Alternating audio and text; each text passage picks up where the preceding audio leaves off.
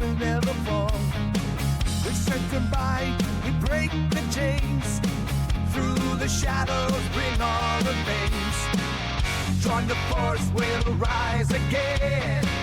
We are one, let the battle begin. With hearts ablaze, we'll light the night. Power Rangers, ready for the fight. Hear the thunder, watch the skies unfold. No mental magic stories yet untold. No fear in our hearts, win the shows. If you unleash the power, together we break through. Join the force, we'll rise again. We are one, let the battle begin. With hearts ablaze, we'll light the night. Power Rangers, ready for the fight.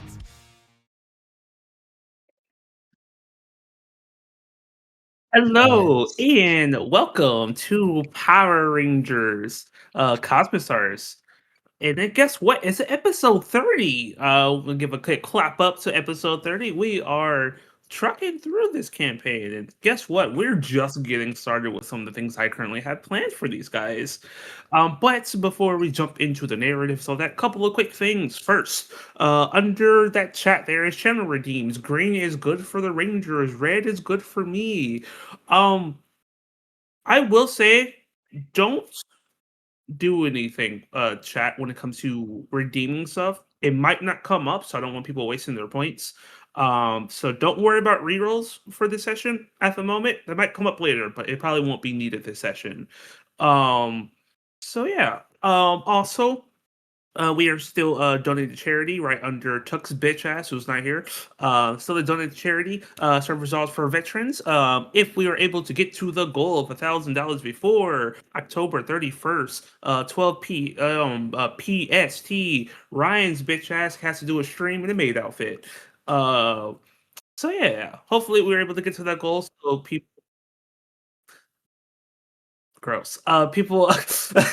Hopefully, we get to that goal. Also, we have a YouTube where we post all our episodes here on Dark Domain onto that YouTube eventually, so you can go back and rewatch some of our old content. Also, I think. Oh, also, we have a Redbubble shop where you can get merch, where you can get some Dark Domain merch. Ryan is wearing one of them. And before we jump.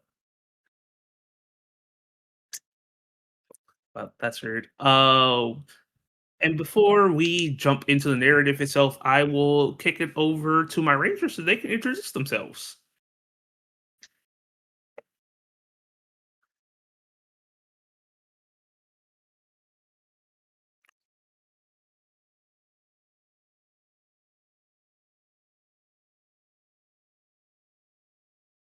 Don't hear you, Ryan.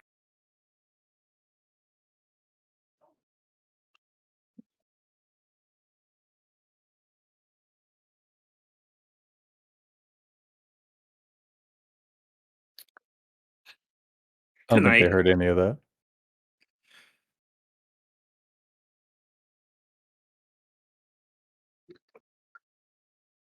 They don't hear you. Oh, again?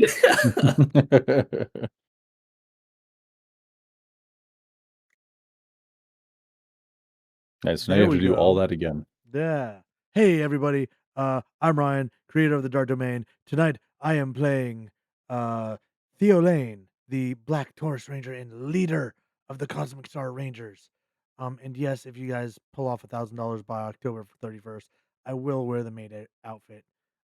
But hey, at least tonight Corona's safe because of last night's stream with Star Wars. Ha. For Yeah, now. that's it for me. Hi, I'm Julie.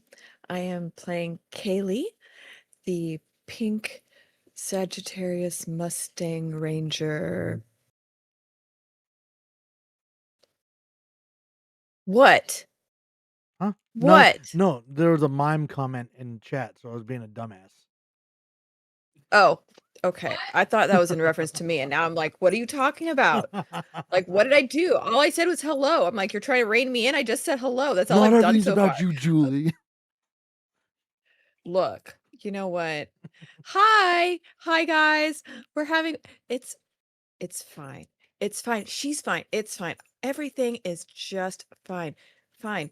Freaked out, insecure, neurotic, emotional. That's my favorite little quote from a certain movie of Anyway, hi. Yeah, we're fine.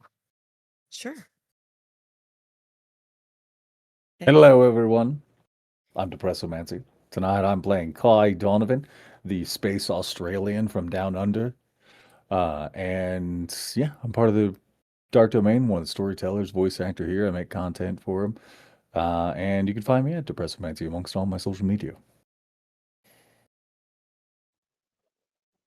Hi everyone, I'm Koji, or the Koji is here, and I'm playing Micah, the blue tight sleeves octopus ranger, who is uh, going through it, trying to be the tech guy. It's going okay. Sorry, my voice. Hi, everybody. I'm Cherry, and I'm gonna be playing Liam, your favorite yellow sassy king. And I don't know. I feel like the emotional turmoil is gonna reach a peak tonight. We love it. Also, I got new headphones. That's just for me specifically. Like, I got new headphones. I love them.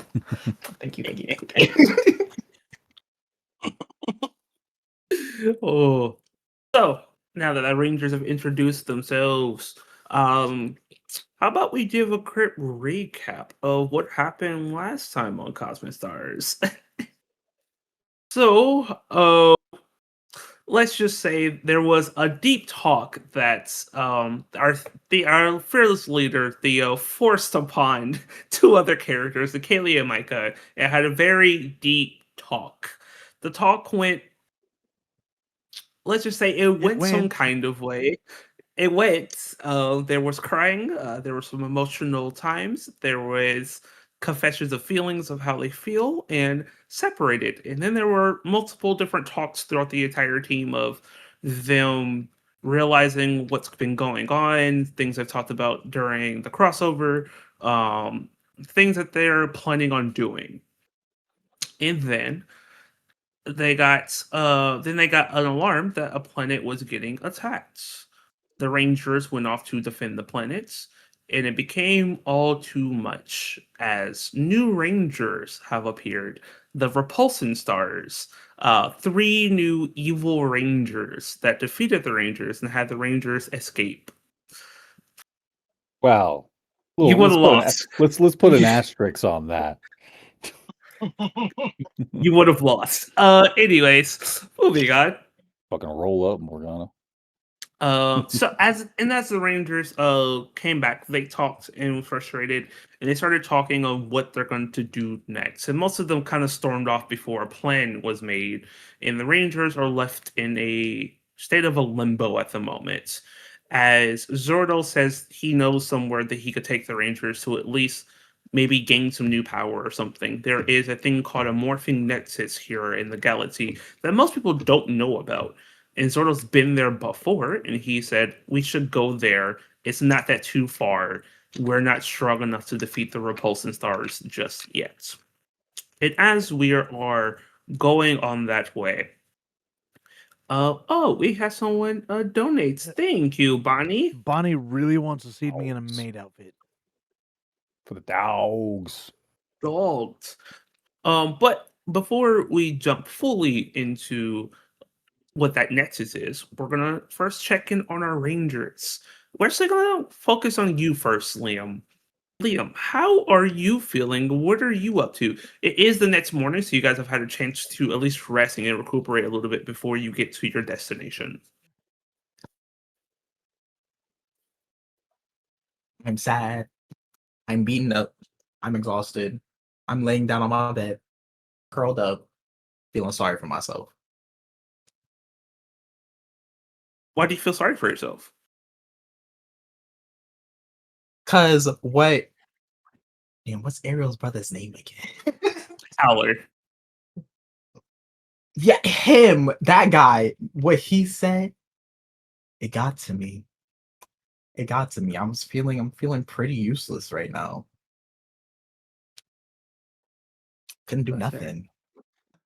Micah, what are you up to? And how do you feel? Ida did not sleep last night. He locked himself in his lab, obsessively trying to finish something that he thinks will help because his focus now is being of use and doing the thing that makes sense. He feels angry, helpless, and scared. Makes sense. Kai. Kai is in the gym, obviously, as he usually goes to where he's stressed, trying to fight old thoughts and remembering things that the group has taught him, where he normally would berate himself for not being strong enough to handle this problem for the group. And instead is, how can I help everyone else be stronger? What way can Kai be someone that they can lean on to help them? Makes sense. Kaylee. Kaylee also didn't sleep last night. She eventually just ended up getting up and going to the gym and kind of locked herself in. She turned the soundproofing on. She turned it into dance studio mode, as it were. Like those were the specifications, and tried to just lose herself in try to get the emotions out. So about the time Kai comes up, she's leaving the gym and kind of like passing each other. Like she'd been in there for several hours. She did not sleep at all.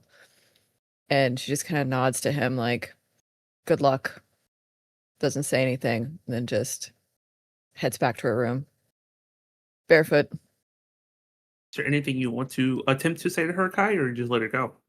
I think Kai understands the I need to lock in while I do some work kind of mindset. So I think he's just gonna kind of, as they walk past, just give her a nice like shoulder grab as they walk by each other. She'll pause for just a moment, but doesn't make further eye contact. And then she's actually she's trying to fix herself, but she can't detach herself fully yet from Micah. So she goes to the engine room and she just lays down inside the engine room underneath one of the engines. That's not dangerous whatsoever. Okay. Nope, not at And all. Theo. Theo attempted to sleep. It was not very successful. He might have got an hour or two. But between the stress, the bad dreams of kind of replaying what happened the day before, a mix of like watching his team fall apart, but also like watching fuckface get the not cow powers. Um, because he's going to continue to call him a goat because that's what Capricorn is supposed to be. Uh, but now he's also a bull, but he's a cow.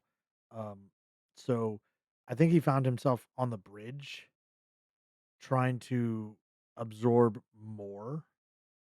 Because he's been trying to learn more about the places that they're going and the people that they're meeting and trying to be prepared to interact with them to start things off on the right foot. Because right now he's in this like I'm not doing enough, but also am I doing too fucking much? And what do both ends of that graph look like? Understood. So, as all of you Rangers are in different places, either in your rooms, working out, or under a fucking engine, you would notice this, Theo, more than anyone else because you're in the bridge. So you'll be able to notice this. You'll see that Stratos is in the corner. Looks like they're powered down for some reason, probably just to recharge or anything like that. Because sometimes Stratos has to recharge here and there. You don't see Zordo at all. And as you were in the bridge, just kind of trying to understand more about cultures, you're about to go through in more vivid detail of some of the other planets here in the galaxy, which you actually already have that some of the information already posted. So Yeah. you're starting to understand some of the information, not all of it, but you'll get there soon enough. But as you are reading, you happen to just look up for a moment as you're looking into deep space. It's it feels it's beautiful but also scary at the same time because it's nothing's close but everything feels so far away and it feels that you're in this expanse of space. And you see stars, you see planets, but nothing close enough where you can really feel or see them. But then you would see this almost like cosmic light starting to appear randomly within space that was not there originally. And as you see it, you will see that it starts to almost look like it notices you noticing it. You see it starts to shift and change. And then rush at you at alarming speeds. And before you can do anything, you're slammed with this spatial energy. And that's the same for every ranger. Whatever you're doing, you feel yourself get slammed with some kind of energy you've never felt before, and all of you disappear. We'll start with you first, Theo. Theo, No, you can come around you me. no, you will wake up in your bed back at home on Earth. Um, you will start to hear the alarm clock going off. You kind of shoot up in bed and you kind of look around and you see your room. Looks like nothing's changed. You look at yourself and you look fine. You're just wearing your normal stuff you wear to bed. And what does Theo do? I think he launches out of bed and immediately like goes to reach for his morpher. There's no Morpher. Yeah, didn't think so. That's why I phrased it the way I did. It's almost like I know what kind of shit tech will do to me. Um, Yeah. that And as you go to like reach for your Morpher, you look to your wrist and you don't remember being a Power Ranger. You don't. You starting to remember. And you're like, oh, I'm 16 years old. Years ago, and you remember that you got to head to school for today. yeah, without the knowledge or the memories of being a ranger, because weird cosmic flashback where maybe it hasn't happened yet. Um, he'll grab his large, like over the shoulder duffel bag that dangles down by one hip. It's full of the books he needs, but it also has his key for going to the dojo after school. Is right before that. Yep. This is before that too. Oh, oh, Hmm. okay. The that far back. Got it. That far back. Yeah. This is a very different Theo then. He just kind of throws on this ratty coat, uh, microwaves something, and leaves the house before anybody can say anything to him. Yeah, you would see that obviously your mother's not here. She's been gone for a very long time now. Your dad passed out on the couch, beer in his hand. It's very obvious that he drunk himself to sleep again. And as you head off, where does Theo go? What did he used to do before he found himself? Um, so he doesn't go to school. He actually goes down to uh it's kind of like this Warrens kind of place where it's an industrial area where there's a bunch of graffiti and tags and just kind of like random garbage. Very Ninja Turtles New York esque, right? Uh, Mhm. and just kind of goes down there. On the way, he probably actually tries to shoplift. Uh, What did he steal? pack of smokes. Absolutely. You'll be able to definitely steal those. Uh, and goes down and just kind of like finds this place that looks over the water where he can dangle his feet and just be by himself and just lights one up. As you light one up, you've done this a couple of times. You start smoking, and it's smoking never feels amazing, but it relaxes you. It lets you at least throw a little bit of the nerves out of the way, makes you mellow out a little bit. And I think as it's you're more of a smoking, learned habit than like a yeah, thing that like he yeah. actively wants to do. Mm. And as you are there, you will see three thuggy looking teenagers that you recognize. These guys have been bullying you for years at this point. They're gaudy biker jackets, and it's very clear that they're just fucking high school idiots who basically want to be thugs at this point. As they kind of notice you, they start kind of walking up to you. Their leader is this white guy, like red hair, clean shaven face because he's like 16, so he only has the hair, biker jacket, ripped jeans. He's like, "Oh, looky here, the old little Theo. What you doing on turf, motherfucker?" He takes a drag. Like I imagine this kid is like bid bad. Probably doesn't go by his actual name. Um, he goes Decker. by He some goes kind of by like Decker. yeah. Uh, I don't know, Reginald. You gonna do something about it? Listen here, fuckface. It's Decker. You fucking know it. Uh, and he does not give them the chance to initiate. Flicks the lit thing at his face and goes for whichever one's on his right hand side. Okay. And a fight starts to happen. At first, you're able to catch them off guard, but unfortunately, numbers. And eventually, they start whooping your ass. And eventually, you will fall down and they start just beating the ever loving shit out of you. And eventually, they'll stop because they get tired. As Decker's like, "One more time, fucking Theo. I see you here again. We'll end you next bitch ass next time." And they'll kick you one more time and will spit at you as they start walking off.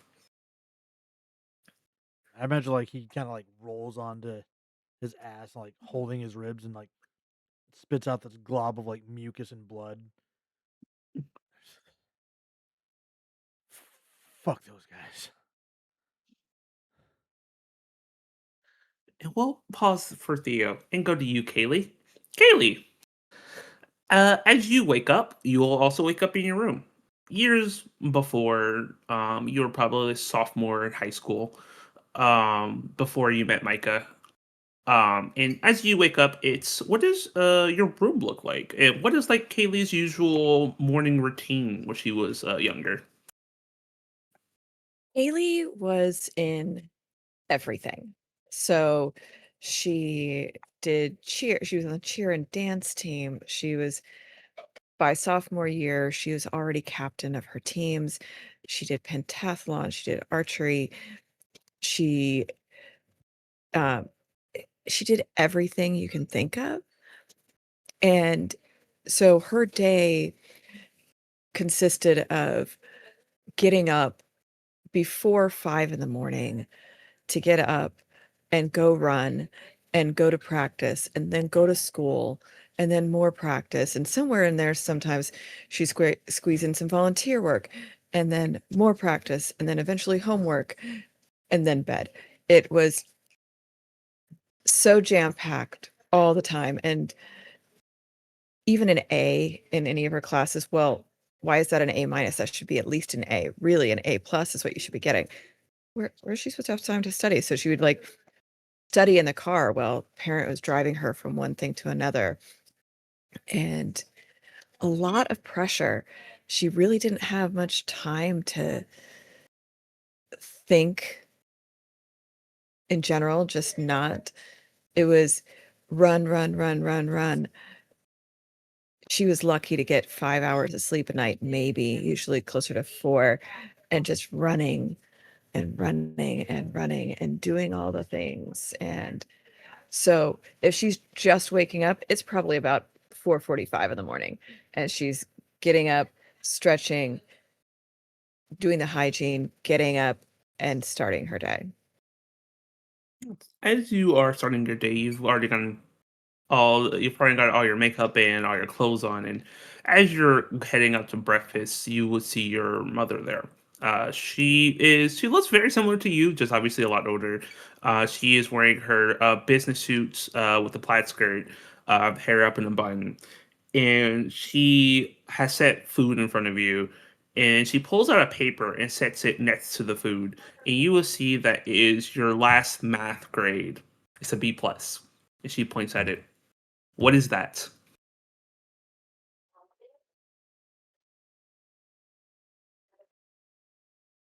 Apparently, it's garbage. I should try harder. You are trying to get into an established school that we've talked about. Angel Grove University only expects the best, and this is not your best. I'll do better next time, Mom. I'm sorry. I'm already working with a teacher, and it it won't happen again. It'll be okay. I promise. And it's not gonna mess up my GPA. I'll get the rest of the grade up high enough that this won't affect it. It'll be fine. A B plus will affect your grades regardless of what you think or not. So This is you're just going one to test. I will make it better. you said that before. I expect more out of you. I know I've raised you better than that.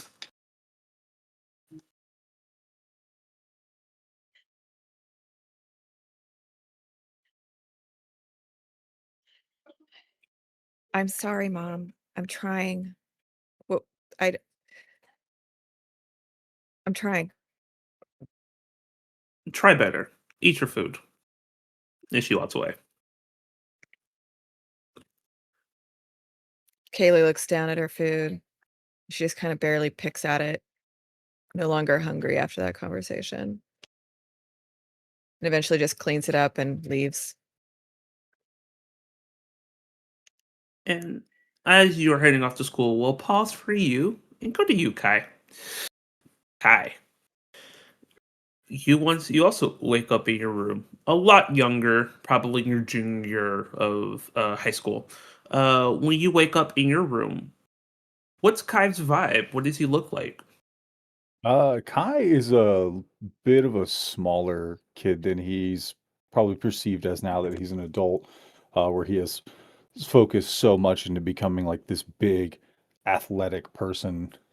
Uh, Mostly because he's not quite into sports yet. If it's his junior year. Yeah. So, but he does get up early because both of his parents are well-established doctors who work a lot and work late and then get up early. So he gets up early to make everybody breakfast. He just makes the basic staples, bacon, eggs, pancakes, gets the orange juice and coffee ready. So as you're doing this, your father will get up first. You'll see that he mostly just walks past you, almost like you don't exist. Like you'll see he'll grab some of the food, the coffee, and he wanders off to his study. Your mother will get up and will start grabbing food. Thank you. Um, have you started working on your thesis paper? Yeah, he's got a little bit of it going. You know, trying to figure out, good sports medicine and, you know, getting Sports everything with that. medicine? Yeah, Why just, sports medicine? We've talked about this. well, That's I mean, beneath you.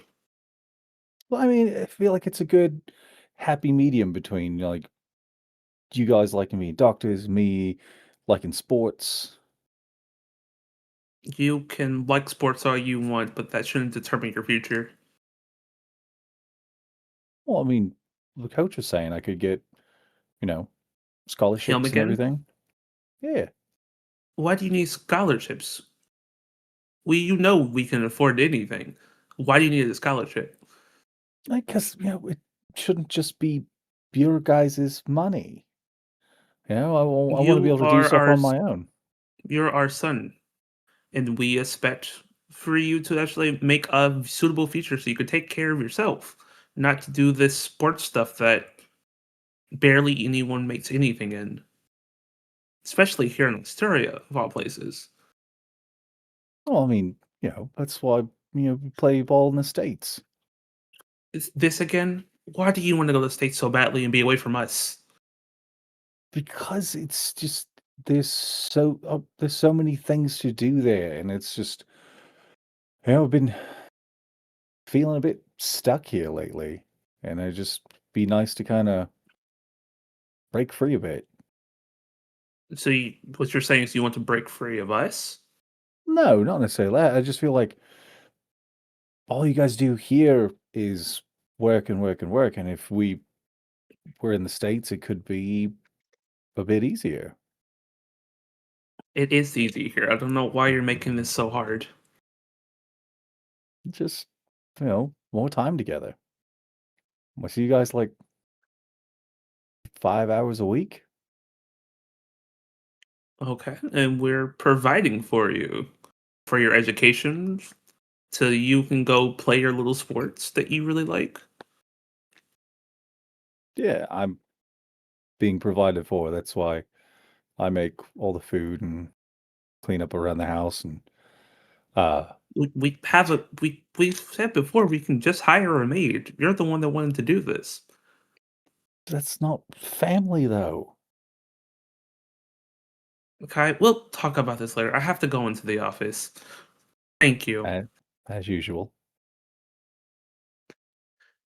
She'll give just a nod to you as she basically takes her food off and leaves. All right. And then Kai will uh put his lunch together and take his breakfast and start heading over to the school. And we'll pause for you and go to you, Micah. Micah, as you wake up in the morning, what is Micah's feel when he is like a sophomore, junior in high school? Like, what is he usually doing? This is before he's met Kaylee. There's a meticulous routine that he sticks to consistently. That he gets up, he goes to the bathroom, gets ready. He has all this stuff laid out. He has his clothes ready from the night before. I think his room is like a combination of chaos and structure. So it's like piles everywhere, but he knows what's in every pile, and he can pull out specific things immediately.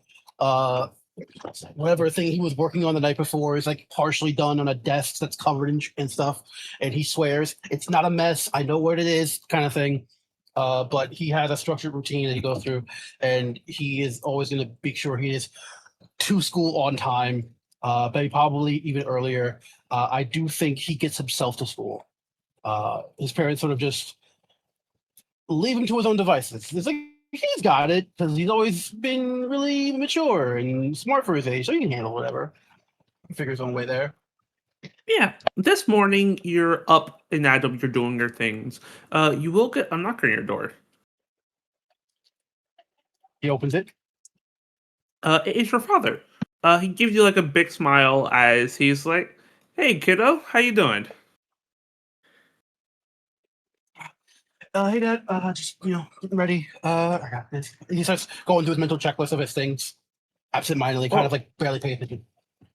Well, me and your mother are wondering if you maybe after school you wanted to go to the movies with us, to drive-in movies. We haven't been able to hang out in a while, and we kind of miss you.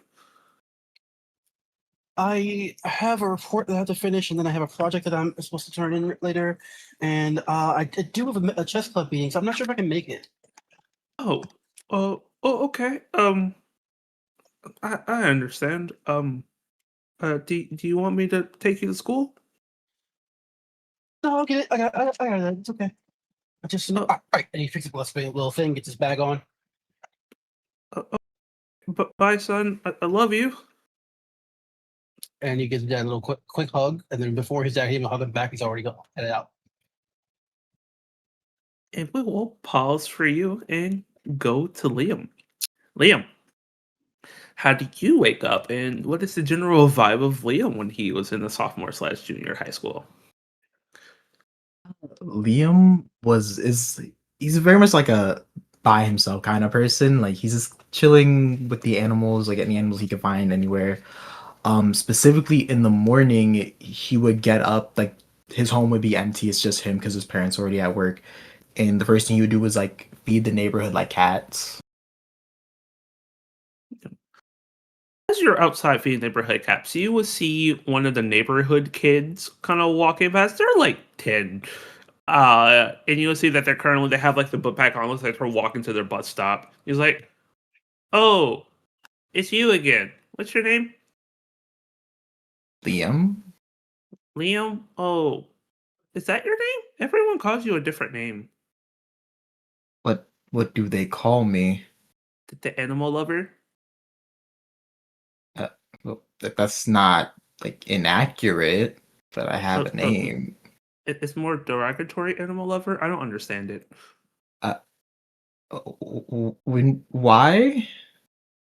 I don't know. Is the older kids say that you're weird and you like playing with animals? You like playing with them in weird ways? I don't get it. What's wrong with playing with animals? I don't know. Animals are cool. Yeah, I know that's why I play with them.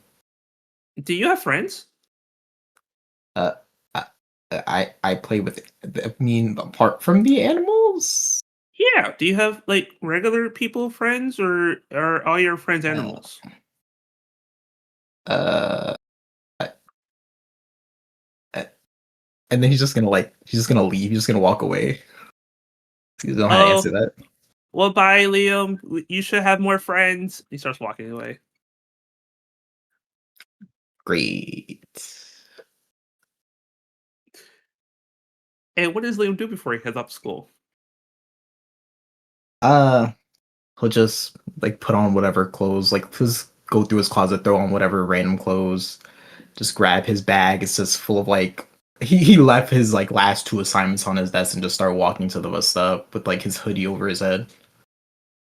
And as you're walking to school, you will see that there's a couple of other kids your age are waiting for the bus stop. They're playing on their phones, talking, laughing at each other, like saying jokes.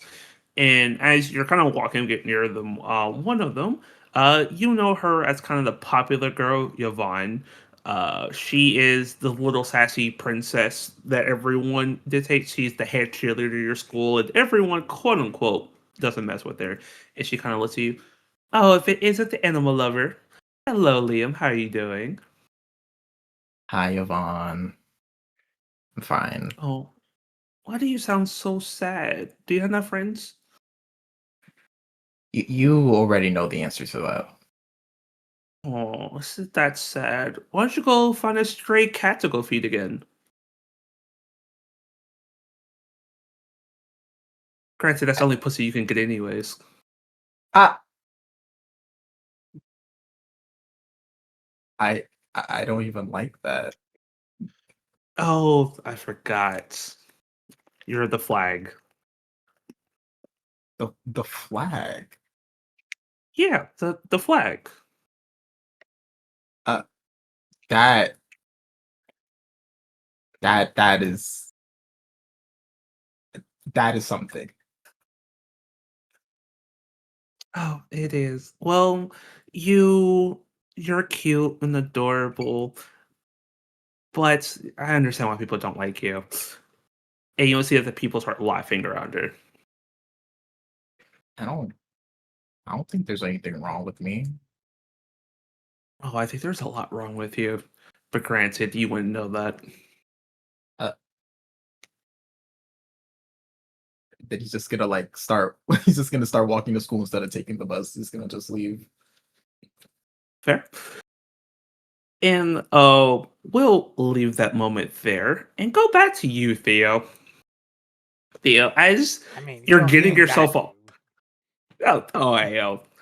you? As you're getting off the ground after getting your shit rocked, where's Theo gonna go? Is Theo gonna try to stay here, or is he gonna try to get revenge? What is Theo gonna do? So he knows this is their turf, right?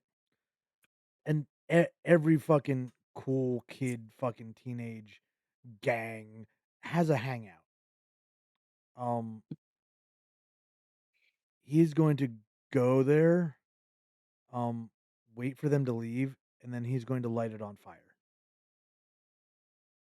Gotcha. So as you're heading over there, you're kind of like still in pain because you got your shit literally fucking rocked. Oh yeah, the pain And is as very you're much fueling the anger right now. yes, absolutely. You don't notice that you slam into someone, and you will see she slammed into this gentleman. He is wearing just normal-ish clothes, like a just a shirt, jacket, and jeans. Is an Asian man. He looks to be maybe his 40s or so, 40s, 50s. And he's like, "Oh, sorry about that. Are you okay?" Yeah, whatever, old man. Just doesn't even like Uh, pay him mind past that, and attempts to turn and keep walking. uh, young man, it seems like you're hurt. Did you need medical care? I'm fine. It doesn't seem like you're fine. It seems like you're troubled. What are you, my therapist? Uh, therapist.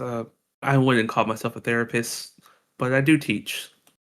Maybe you need to be taught Taught what? discipline. You think I ain't got discipline? I could see it in your eyes that you're going to make a very rash decision. Oh great. What is it? Some coming of age movie? You gonna give me a life lesson before I go do something stupid? Uh, the only time someone will learn if they're willing to learn. Do you think you're currently willing to learn? Man, there ain't nothing you can teach me. You really think that? Listen, I'm fine. I survive on my own. I'm good. You truly believe that you can survive on your own? I've made it this far, haven't I? Looks like you're barely making it. It still counts. How about I treat you to a meal? How about you get some free food on me? That's. Hold on, Ryan's gonna do a thing because his stomach is probably like empty half of the time.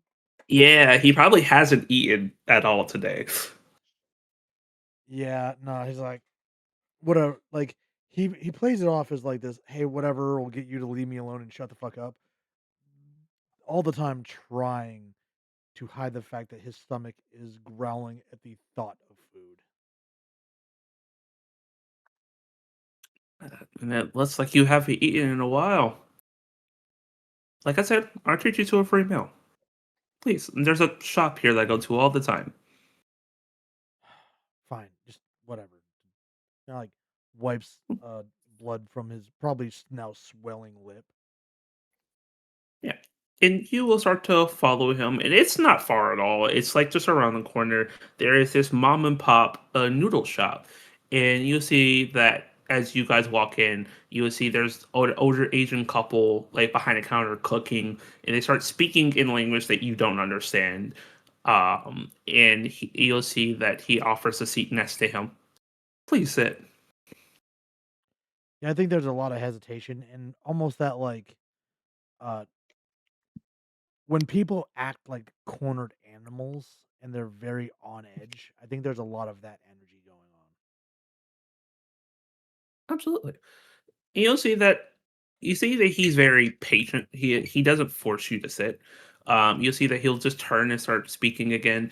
And you'll see that the older woman leaves for a second, comes back with like this baggie with ice in it and with a towel wrapped around it, and we'll hand over to him. And he will gently head over to you. You should put it on your face. It'll help the swelling. Kind of just takes it and like puts it to his lip. So, what would you prefer to eat? They ask, do you want noodles? Do you want something hearty? They can make anything you like here. Um, I think as a so Theo is not the kind of person to trust easy at this point in his life. Mhm. So this is very much like intentionally picking the thing with the biggest price tag to see if this guy's gonna let him get away with it.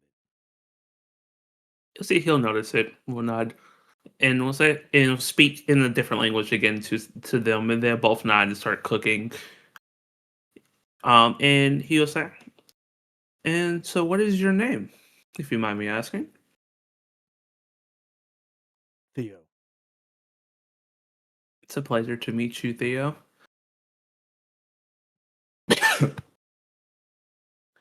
So My people call me Harshi. Harashi. You don't see Yes. a you don't see a lot of where are you from? We don't see a lot of people that didn't grow up here, and you obviously didn't grow up here. I'm from a place very far away. Huh, foreshadowing. All right. So what's your deal? What like you just go around picking up kids off the street?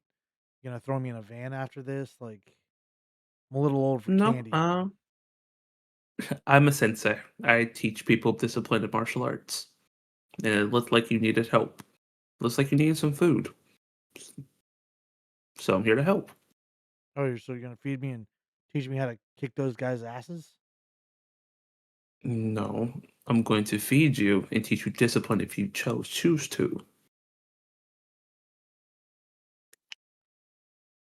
All right, old man.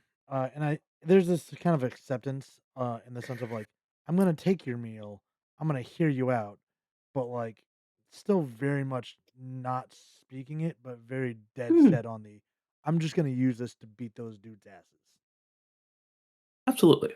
So, after a little bit, you'll see that they bring you the meal you asked for, the one with the most expensive one. They set it in front of you. It is a bowl of noodles with extra food on the side, and you'll see that both of the older Asian couple will smile at you and will speak in different language. And you'll see that the guy that said what his name was. He says, "Go ahead, eat." I think there's like that moment of hesitation with like, and then just start scarfing it down. And as you're scarfing down, we'll come back to you. But before we do, this is some of the best food you've had in a very long time. Ryan has been hungry before, so actual food is always the best food. Always the best food. Haley, back to you. So as you get taken to school, you get dropped off. This is as you're kind of walking to class. What is Kaylee's kind of vibe with other kids? Like, is she popular? Do people know her? Do people fear her? What's the vibe?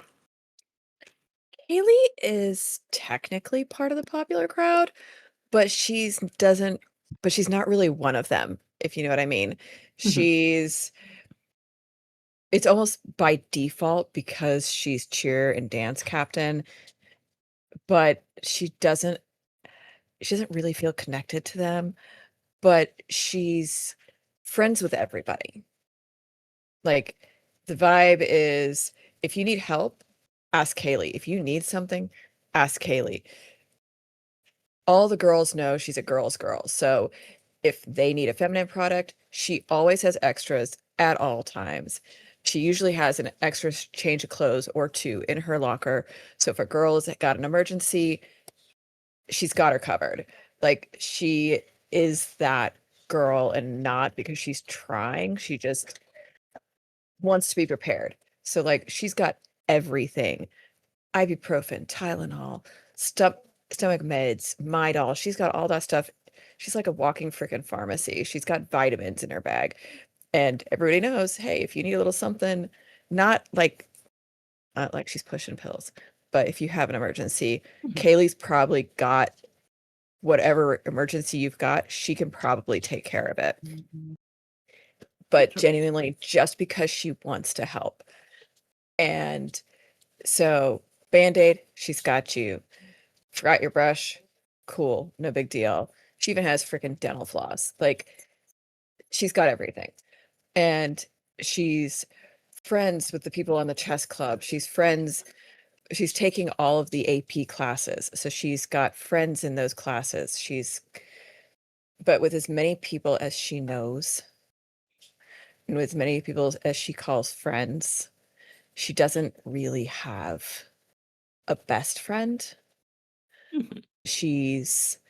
So she bounces around a lot and kind of like makes her rounds throughout the day to make sure she says hi to people and lets them know that her vibe is like she wants everybody to know that they're valued and they're loved for no other reason than the fact that they exist, not because of anything they can do for her, which is opposite of what she feels at home.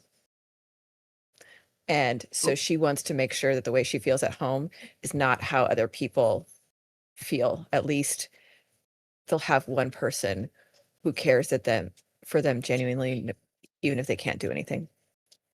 And she wants them to feel that. So that's the energy she puts out, is she just wants people to feel loved and valued. And so yeah, that's her energy. And the perky, bubbly, happy is her default setting, but it's also a bit of her mask because she feels like she's always on stage no matter where she's at. So walking through the halls, she genuinely cares about people. They genuinely will give her hugs and she's welcomed, but she doesn't really feel like she's part of anybody's inner circle. So as Kaylee goes around to try to be everyone's shining bright light, Kaylee doesn't have that herself. Kids appreciate Kaylee, but that doesn't mean that they understand how to thank Kaylee. It's the more of Kaylee gets taken advantage of because of all the things Kaylee's able to do, but no one gives Kaylee back that work. And as Kaylee goes about her school day, trying to be as best as she can, people don't give her her best back, either because they don't know how or they just don't want to. And teens are very finicky. They'll love you one minute and hate you the next. It is how it is. And we'll pause for you a minute because we'll come right back to you for a different reason. Kai, as you head off to school, what is Kai's vibe when he heads into school? Do people like him? Do people appreciate him? People stay away from him? What's the I, vibe? I'd say Kai's kind of like middle popular. Mhm. Like he has a decent amount of friends, but like not everybody knows who he is. A lot of people know him because, the rich family. Mhm. But yeah, he's good with people. He's sociable, but not overly.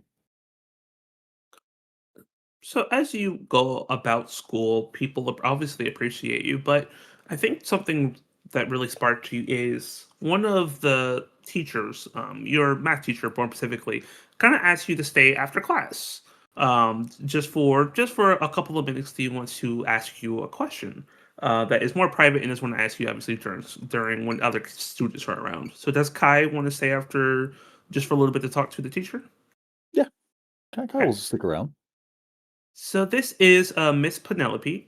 She is actually a younger teacher. She's only about 25, 26. She just became teaching like a year ago. She's actually from America, and she's came over to Australia to teach for a couple of years because to basically she's doing a program where she's teaching here a couple of years to get her doctorate in something. But as you kind of head up to her, she kind of gives you a big smile.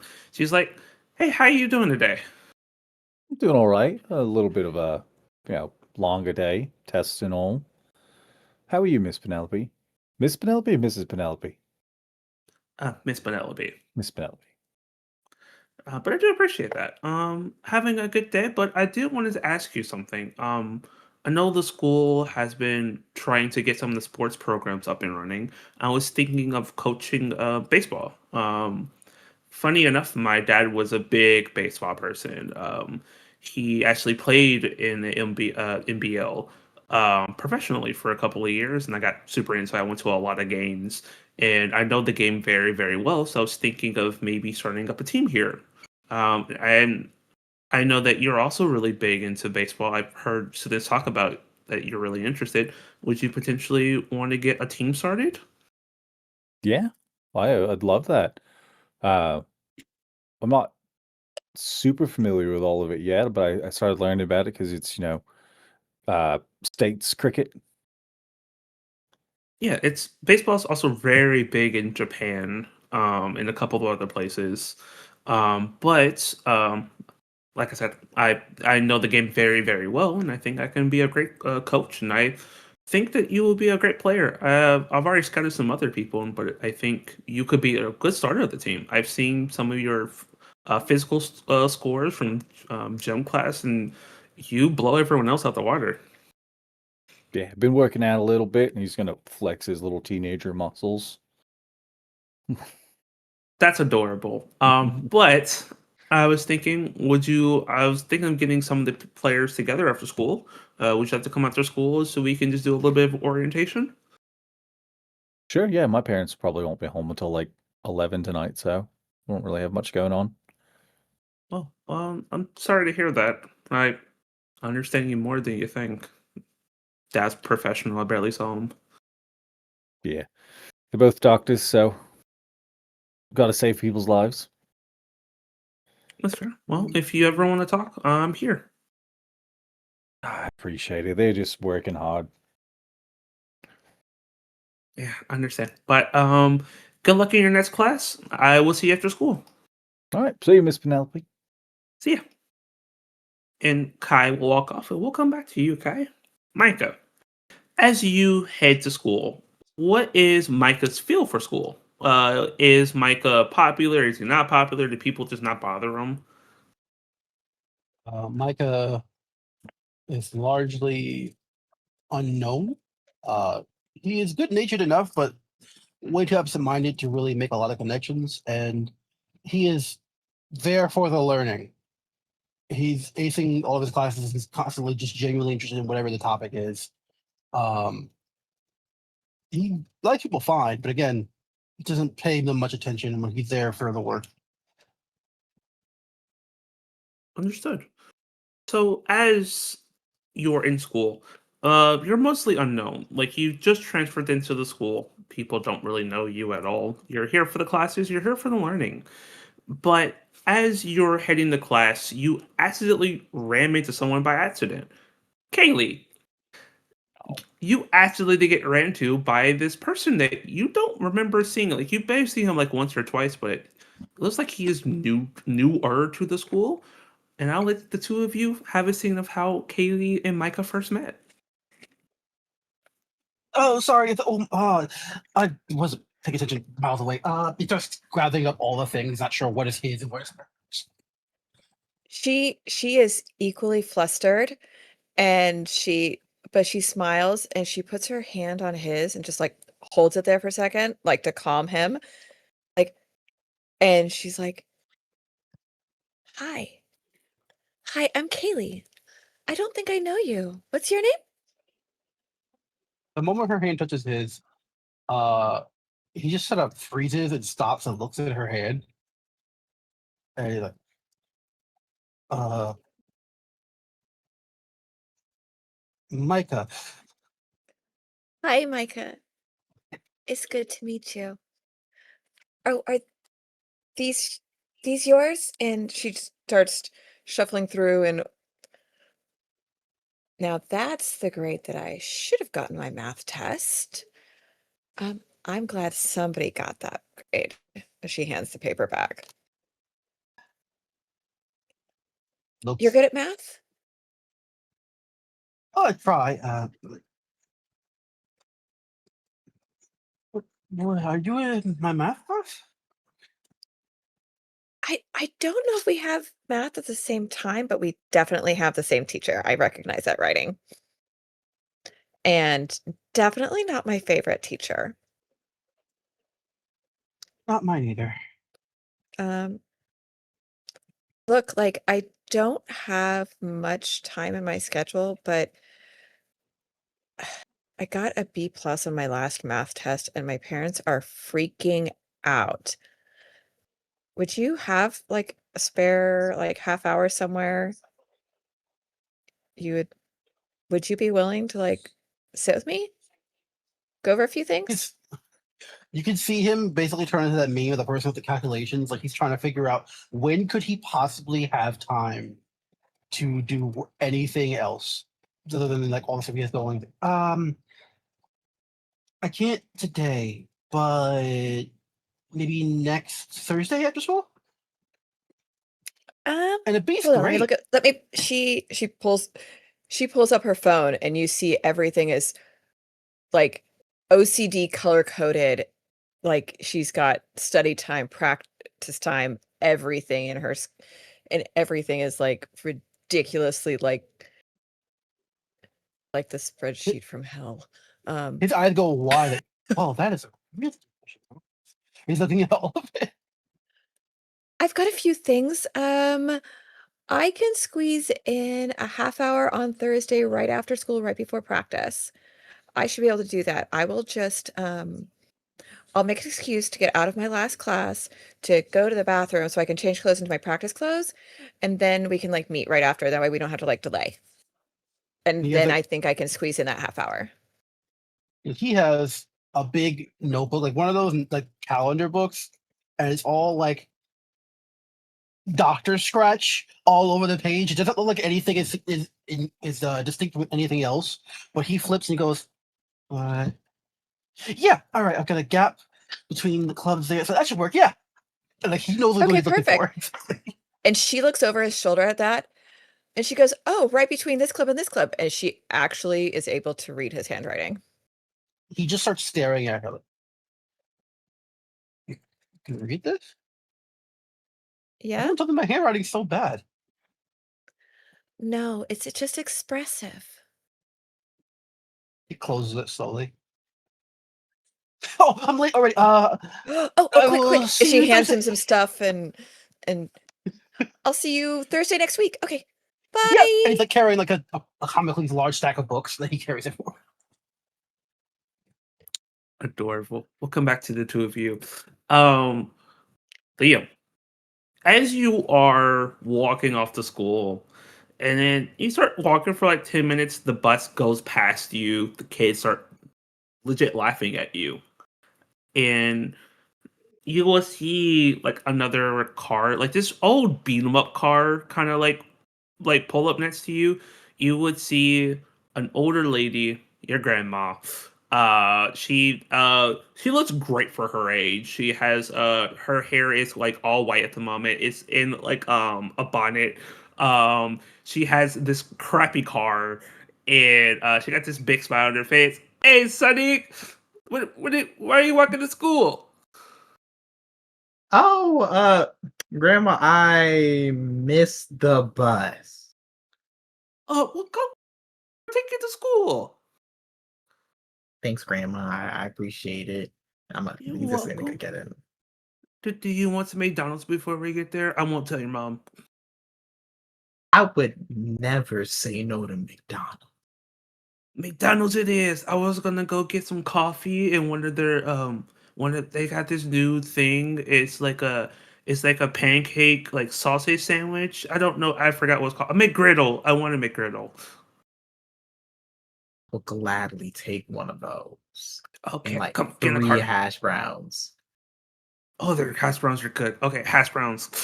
And you will jump into the car with grandma. She starts driving, and we'll kind of let's start get into the line of McDonald's. It's like, okay, so you want to tell me why you really didn't get on the bus? Uh, uh, what are you talking about? You know you can't play granny. Damn, Grandma. Ah, the kids were laughing at me.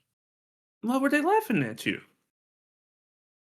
Well, they called me animal. They called me Animal Boy. Apparently, Well, you like animals. What's wrong with that? I don't know, but they think it's weird, like, cause like my only friends are animals. No, that's not true. Your friends are not only you're not friends are only animals. I'm your friend too. You're my grandma. That's different. Like that. And I can It's still kind of be your just. friend. I mean, that's kind of inherent, though. Like I would hope my grandma is also my friend. Like, I know, but I'm getting you hash browns, so I'm your friend. uh, okay, grandma. Okay, not really help me with like getting laughed at school, but I appreciate it. You want to know a little secret? Yeah, sure. Let's hear it. I got made fun of a lot at school too. Uh, What? I really like chess, and I always brought a little chessboard around, and people called me the chessmeister. It wasn't a good thing, but you know what I was able to kind of get through is I told people that, yeah, I am. So what? I like who I am. I like chess, and you like animals. So you tell those hooligans that you don't care what they call you, that you are a great animal person. And you know more animals than I know people. I may say some of that, like a good Just workshop it. 70%. Yeah, yeah. Workshop We'll it. like we'll talk Workshop about it it. on the way. Like it's Workshop just it. Be a little sassy too. Give them some sass. That'll help. some sass. That's not Yeah. really Here, I'll what teach you. I. Hold on 1 second. Orders. It's like, okay, I'm gonna teach you some sassy things. Okay, okay. Okay, Um, okay. girl, watch this. Girl, say it with me. Girl, Girl, that outfit is tacky. that outfit is tacky. There you go. Just like that. Say those shoes, Those ugly. shoes, ugly. That hair That looks like hair a wig. looks like a. What's wrong with the wig? But her hair looks like a wig. Like if her Her- natural hair looks like a wig, that's bad. Oh, okay, okay. Your hair looks like a wig. I can see your scalp. I can see your scalp. There you go. Okay. Those heels, lame. Th- Those heels, lame. That style, mid. That style, mid. Those Okay. edges, terrible. Those edges, horrible. There you go. You're getting into it. I'm proud of you. Thank you, thank you, thank you. You better sass that bully. Okay, I'm gonna give it a try. I'm gonna give it a try. Oh, good, good, good. And usually she'll grab food and grab like her coffee and drinks, and we'll hand some to you. Start eating before we get to your school, so you'll be fine. Actually, eat some of it. Get out the car. Show people that you got McDonald's and they didn't. I like that thinking. I like that thinking. I'll do Yes, that. yes. I think they call it tea. Tea? Like that's tea? I think that's it. I think that's what it is. Okay. Okay. All right. Thank you, grandma. Thank you, grandma. You're welcome. You're welcome. And she's going to drive you to drop you off at school, and we'll come back to you. Theo, as you uh have basically scarfed this entire meal down, you feel good because your jaw feels a lot better. It almost felt like this ramen legit healed your injuries, not literally, but it makes you feel a lot better. You don't feel like absolute shit anymore. He kind of like stares at the empty bowl, like obviously physically feeling better, emotionally kind of feeling better, but also mad that he feels better. Because like, how dare this weird dude who just picked me up off the street be right? Like, who the hell is he? Where does he get off knowing what he knows? And he was like, "Well, how did you like the food?" Is I I'm glad you liked it. And you'll see he'll look at me like that all pull you want, out. coach. We're role playing here. Yeah, you'll see he'll pull out his wallet and pull out a legit $100 bill, and we'll hand it over to them. And you'll see that the older couple like gives him a literal bow and basically says something in their native language, and you'll see that they will go off to start like helping other customers. And he'll kind of turn to you. Well, do you want to learn discipline now? What's in this for you, man? When I was younger, I was honestly very similar to you. I was a punk, and someone saved me, and I'm just returning the favor. Listen, all right.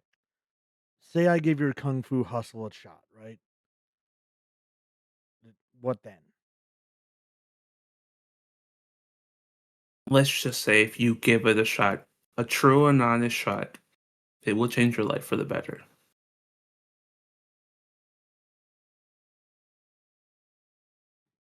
You know what? What the hell I gotta lose? It's not like life can get worse. It can get better. And you'll see that he'll get up and start legit just walking out. Hey, what? Are you coming? Yeah, like usually there's a hey, let's go moment.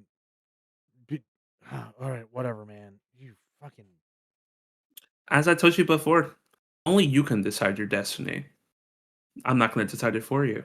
Are you coming? yeah. Okay, let's go, Jackie Chan. Don't ever call me that amazing actor's name again. It's just Sensei to you now. Sensei. You've been watching too many Karate Kid movies. No, I haven't been watching too many. To be fair, I did direct some of the martial arts in some of them, and he walks away. That actually like pings like, oh shit. Hey, wait up. And as you follow him, he'll take you to a dojo. It's in a mall, and it's a nice looking dojo. It's not like amazing by the special imagination, but it's still really good for being a mall dojo. You will see that there are mats, there are awards on the walls. You will see different basically pictures and stuff like that of different proverbs. Some in language you know, some language you don't know. As he will say, "Welcome to my dojo." That's pretty swank. Yes, it's cozy. And you'll see that he'll kind of go to the mat and will take off his shoes and step onto the mat. Please take off your shoes. All right, kind of like has to unlace, and unlace is probably a strong word. But takes off these ratty work boots, and this is like the socks that like a toe is poking out of, and like they've been washed, but like that don't mean they're clean. Oh, yeah. So as you step onto the mat, you'll see that he will say, "So have you had any kind of fighting experience before? Or are you a beginner?" I mean, I got in that fight back in the Warrens. It seems like you lost that fight. You didn't say if I had experience winning. You said if I had experience fighting. Hmm. Seems I have a lot to teach. Well, But do you? Huh. Well, let's get to work. And he will start to teach you just basics, not any actual fighting, but basis on mostly defending yourself. And it's mostly in like as he's teaching you, he's a good teacher from what you can understand. Like you're picking up on terms pretty quickly, and he's teaching you the very, very basics. He doesn't teach you anything to hurt people yet, mostly to just defend yourself, as he can probably tell what you want to do with the martial arts. I think there's a reluctance, but also like he can't help but absorb some of it. Uh, and still there's that very much the energy where it's like I should be attacking, and it does not go well for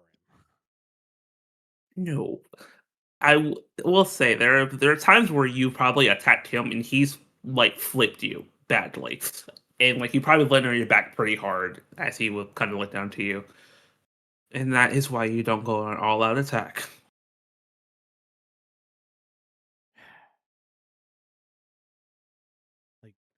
slaps the mat and like gets up. It's like, all right, again.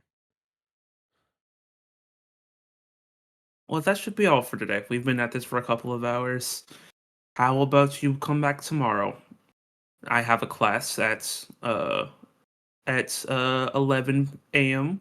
I expect you to be there. I will see. I will see you there, Theo. Have a good day. Just kind of like shrugs and grabs his boots and leaves. Yes. And where's Theo going? Is he actually going home, or is he going to pull off his plan? No. He spent as much time away from home as humanly possible. Gotcha. A lot of the time, it's just wandering. Is he going to go pull off the plan he had originally? It crosses his mind, but I think at this point, he's probably too tired. Mhm. So it just ends up one of those like angry walking through towns, like,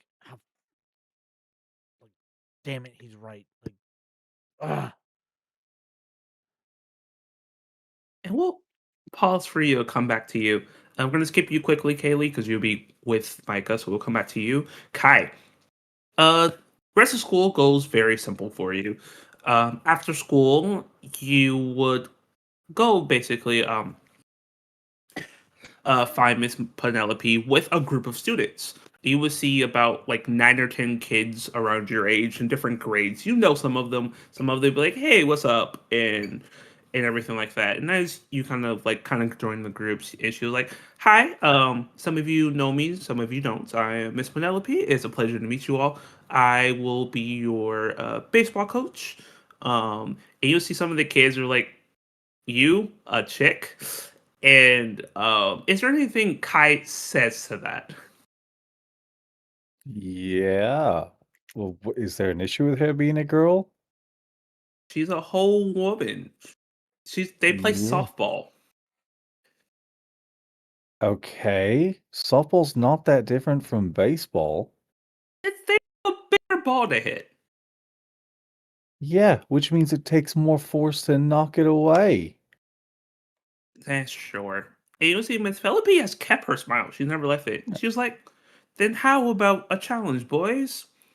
And if you can strike me out, then I'll let you be the coach." And you see, like half the boys are cocky as hell. Like, "Oh, we could easily strike you out." Kai's going to go to the outfield where he thinks the ball is going to go. That's fair. And you'll see that she's changed into just more like just sports gear.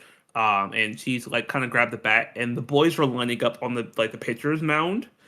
And she's like, "Alrighty, let's see what you can do." And you'll see the first guy throws this really just lob to her, and she smacks it, and it goes way over your head, farther than you thought it would be. Told ya. Sorry. Told ya. You see that most of the kids that were on the pitcher's mound step off of it, being like, "Oh, never mind. This is a terrible idea." But there's one kid that stays. That's just like, "No, I got this." And you will see that they throw the ball at her. It almost hit her, but she like ducks. She's like, "Oh, that's how we want to play." Okay. And you see that she gets into this pitching stance that she's changed from before. It's more of the bat's more in the air, kind of spinning in a circle. And the kid goes to throw the ball again, and the way she smacks it smacks with this heavy impact that whiz passes the kid's head and goes into the outfield. And the kid just like hits the ground, and it looks like he metaphorically crapped himself. As she kind of wanders over to him, he's like, "Well, do you want to question me anymore?" And the kid just slowly shakes his head down. And Kai's she'll gonna kind of like, go ahead. Yeah, Kai's just gonna retrieve the balls and come back and like, Miss Penelope, that was fucking awesome. Sorry for cursing. You're more than fine. I will say you are allowed to curse out here as long as parents are not here. Fucking But- right. But I am here to teach you all. I'm here to make sure you all have fun. The one thing I will not allow for you to disrespect me. I don't care if I am a woman. We are all equal here. I can destroy any of you, and I've just showed you I can. So, let's have fun. Be fast. Yes. And he's gonna get on the mound. Yeah. And basically, she will start teaching you all how to play baseball. She will teach you how to swing. She will teach you how to throw. She will teach you different plays at base. She'll teach you the basic rules. And how's Kai feeling? Like, what does he like attune to the most when it comes to playing baseball? Kai is a natural born slugger. He is the one who is probably hitting the most. At first, he's probably not super accurate, so it's a lot of foul balls. Mhm. But like he's always hitting distance. So he's just naturally born there. And I think it kind of feeds into that beginning of Kai's ego, where he's naturally the best one right now. So, you know, why shouldn't the team just rely on him for getting better? That's fair.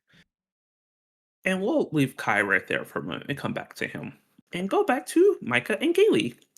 The two of you, next couple of weeks kind of blow past, as I think that probably both of you keep thinking about each other, at least thinking about this meeting that's going to come up. And eventually, the time comes. Kaylee, you're able to get permission to come out of class to go change real quickly. And the two of you will meet in the library where you guys will be able to take over the scene. I think Micah is already there by the time she shows up with a huge stack of math textbooks, and he's already writing like furiously in a notebook. Haley walks up and she's got the test with her.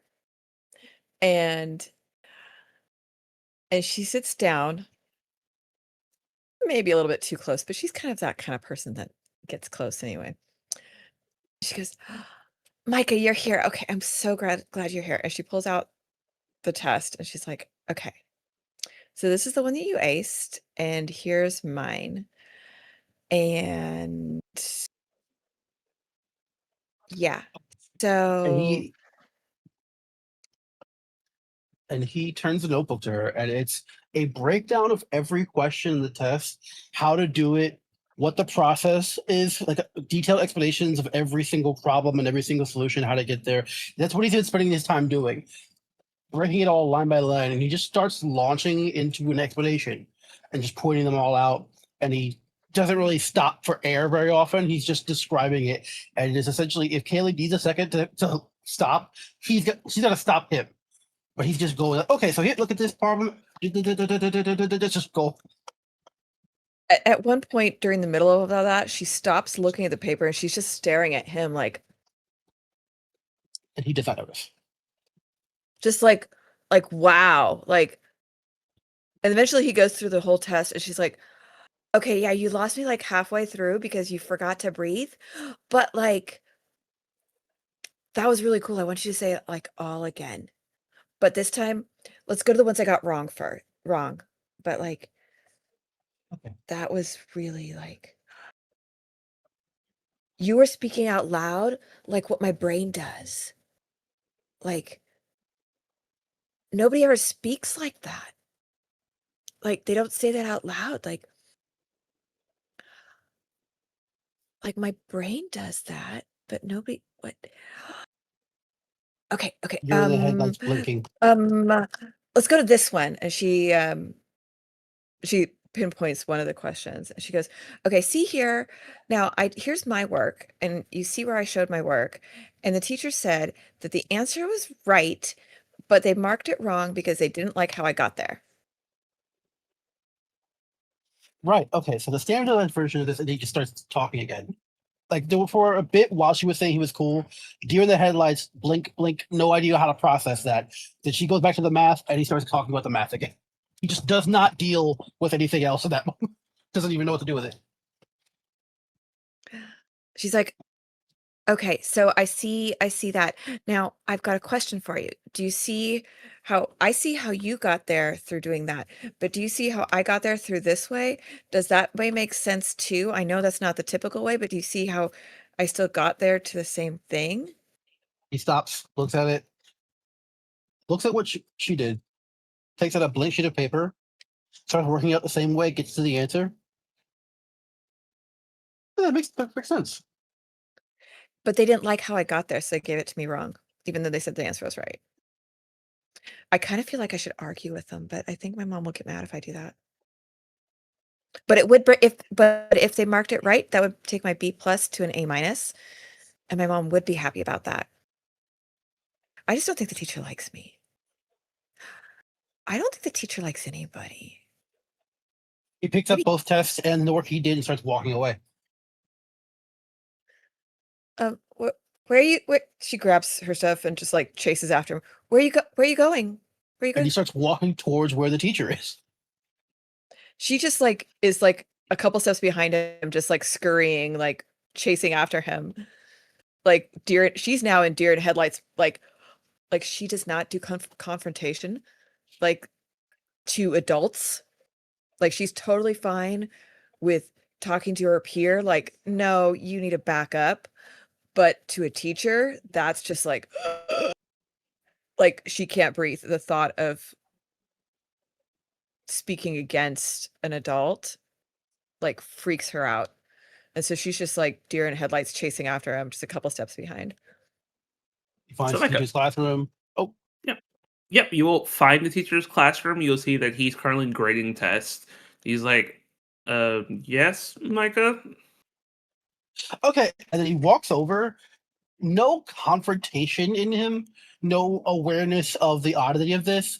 He just walks over to the teacher's desk, sets down both copies of the tests, sets down his recreation of her work, and starts explaining the method she took and how it actually is mathematically sound to get to the answer.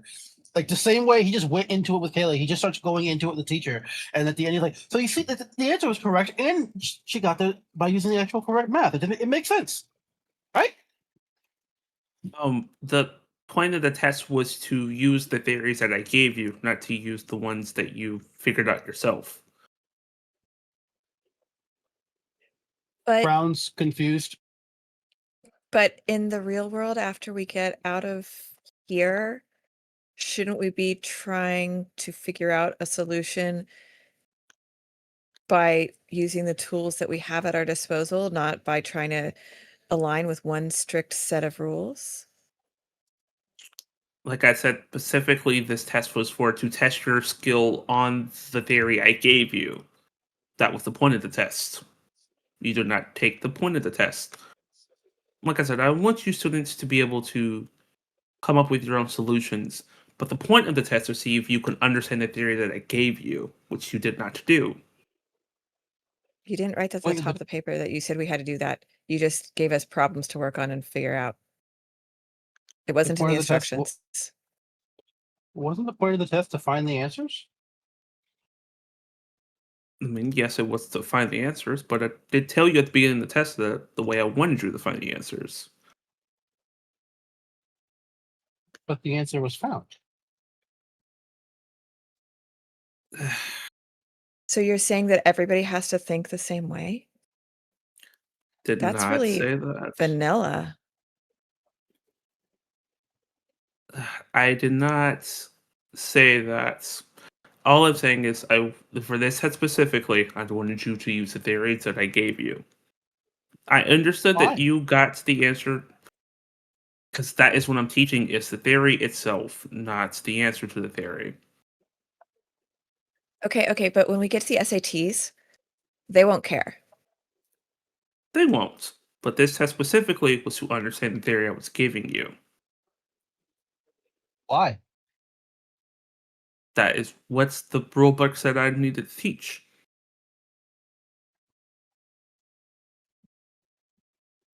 Also, quick question.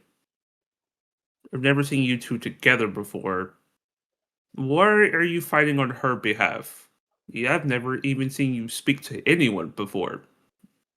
I'm not Oh, I fighting. asked him just- to help me with since I didn't since I didn't ace the test, and I saw that he did, so I asked him if he'd help me, like, figure it out. Okay. And I'm not fighting you. I just saw the answer was right. okay. Here's the deal I'll make the two of you. I will give you another test. I want you to solve the test using the theories that I've given you. If you can pass the test successfully, that I will change your grade. Is that a deal that you are willing to take? Just looked at her. Yeah. When? Monday? Monday. Okay. Monday. And if you want to teach her, Mr. Micah, you're more than welcome to. But I do have a lot of grades I have to get to. I do appreciate both of you coming to me like this, but I do need to get back to work. He takes his papers and he starts walking away again. Before he's done. And she just starts walking out of the classroom backwards, looking at him, going, "Okay, thank you so much, thank you so much, thank you." And she shuts off. Bye. And she chases back after Micah. We'll come back to the two of you. Leo, you would pull up to the school. You would see the bus has gotten there. They let the kids out, and your grandma's like, "Go get him, Tiger." I'll try my best. Remember, be like an animal. Be like a lion. Prey upon your enemies. Prey up. I don't really think you could tell me to prey upon somebody at a high school. That kind of prey. Like, no, hold on. That's not the word either. Oh, your mom's gonna hate me. No, don't actually physically punch. Emotionally punch them. So don't actually punch them. No, don't actually punch them. That I will get in so much trouble. Emotionally punch them. Okay. Oh, right. Yeah. Remember, you are the tiger. I am the tiger. Okay. Yes. Right, I'm using animal analogies. I'm trying my best, son. I appreciate the effort. I really do. Yeah, soar like an eagle, kick like a kangaroo. But don't actually like Don't them. actually kick them. No. Okay. Emotionally kick them. Emotionally damage them. Okay. And damage them hard. Okay. All right. I got it. Remember, sass. Sass. Okay. I got it. Yeah, challenge them intellectually. I can do that. Yeah, I can do that. Okay, good. Good luck. Well, thank you. And I'm to start walking to school now. So as you're walking to school, you will see that that group of bullies again is there, and that princess is there. She's like, "Oh, isn't that cute? Is your little grandma take you to school?" Oh well, at least somebody liked me enough to take me to school. Oh, someone liked you. That's adorable. You need family to like you. And does yours like you? I don't see them around. What? Last time I checked, I don't see a parent or guardian, someone that is supposed to love you around. I'm not. Are they behind me no. somewhere? Like I don't. My dad is very important. He is busy. Important to who? He's important to the city. He is a manager. He manages Oh people. boy. Poorly, I'm Dominoes? guessing. By the way you look, because What? got nothing to say. What? Oh, Hmm. as she starts crying and running away. All right. Well, bye, girl. Looking like a mess. And as you're walking in, you kind of look over your shoulder and you see your grandma legit driving past with a thumbs up. I'm doing thumbs up. Like, And you would see that the other kids that were around her, like, was doing all the oohs and ahs for a moment. And kind of the other kids kind of turned on her at the same time. and they kind of start like quote unquote praising you for emotionally stunting another girl. Uh, thanks.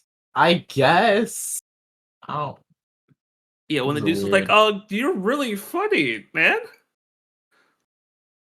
Thanks. Thanks. Who are you? Uh, oh, Dylan, we've been Dylan. at yeah, you've known me since like the 7th grade. Have? I guess not. This is the first time I'm hearing of a Dylan, so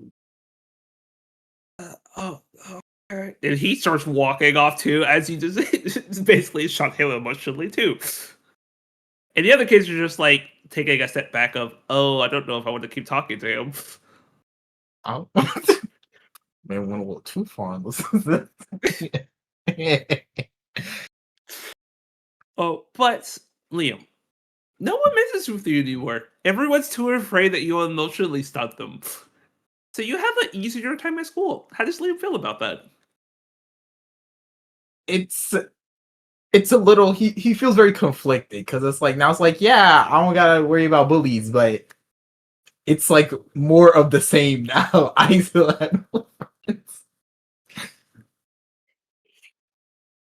But we're gonna leave you there.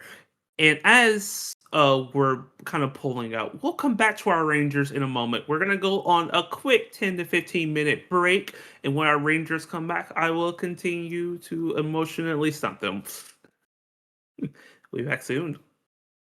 Welcome back to Power Rangers Cosmic Stars, where our Rangers have gotten a little bit of flashback episodes so we can have a peek into who they were before they were Rangers.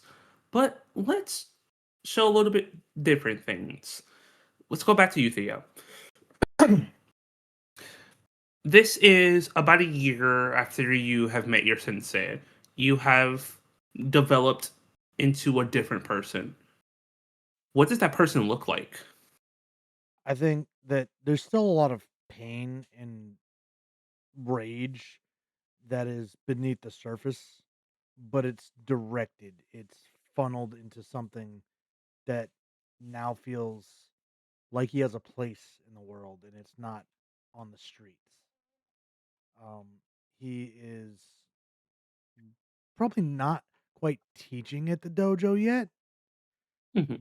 but he's pouring a lot of his time into it. When he's not actively there training, he's probably mopping, cleaning, has started going to school when he's supposed to, and actively like does his homework after he's done cleaning and before he goes home for the night.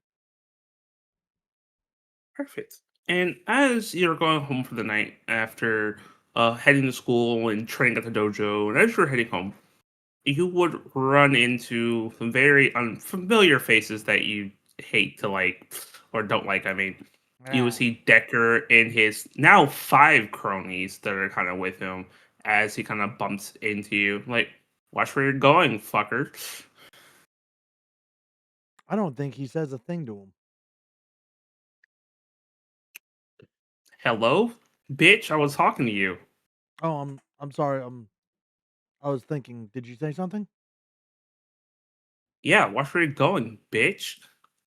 Oh, my bad. Have a good one, Decker. What? What the fuck is wrong with you? Nothing. Are you trying to like talk down to me like you actually don't fucking know anything? No, did I come across that way? It's what the fuck is happening? I You bumped into me. You said watch out. I said okay. What's up? He looks confused, and the other ones are just kind of shrugging. He's like, "You know what? I just want to beat you up. That's just what's gonna happen now. I've been feeling very We stressed out. we don't need to do this. Oh, I think we do. I, hey guys, like you're not gonna back him up, right? Like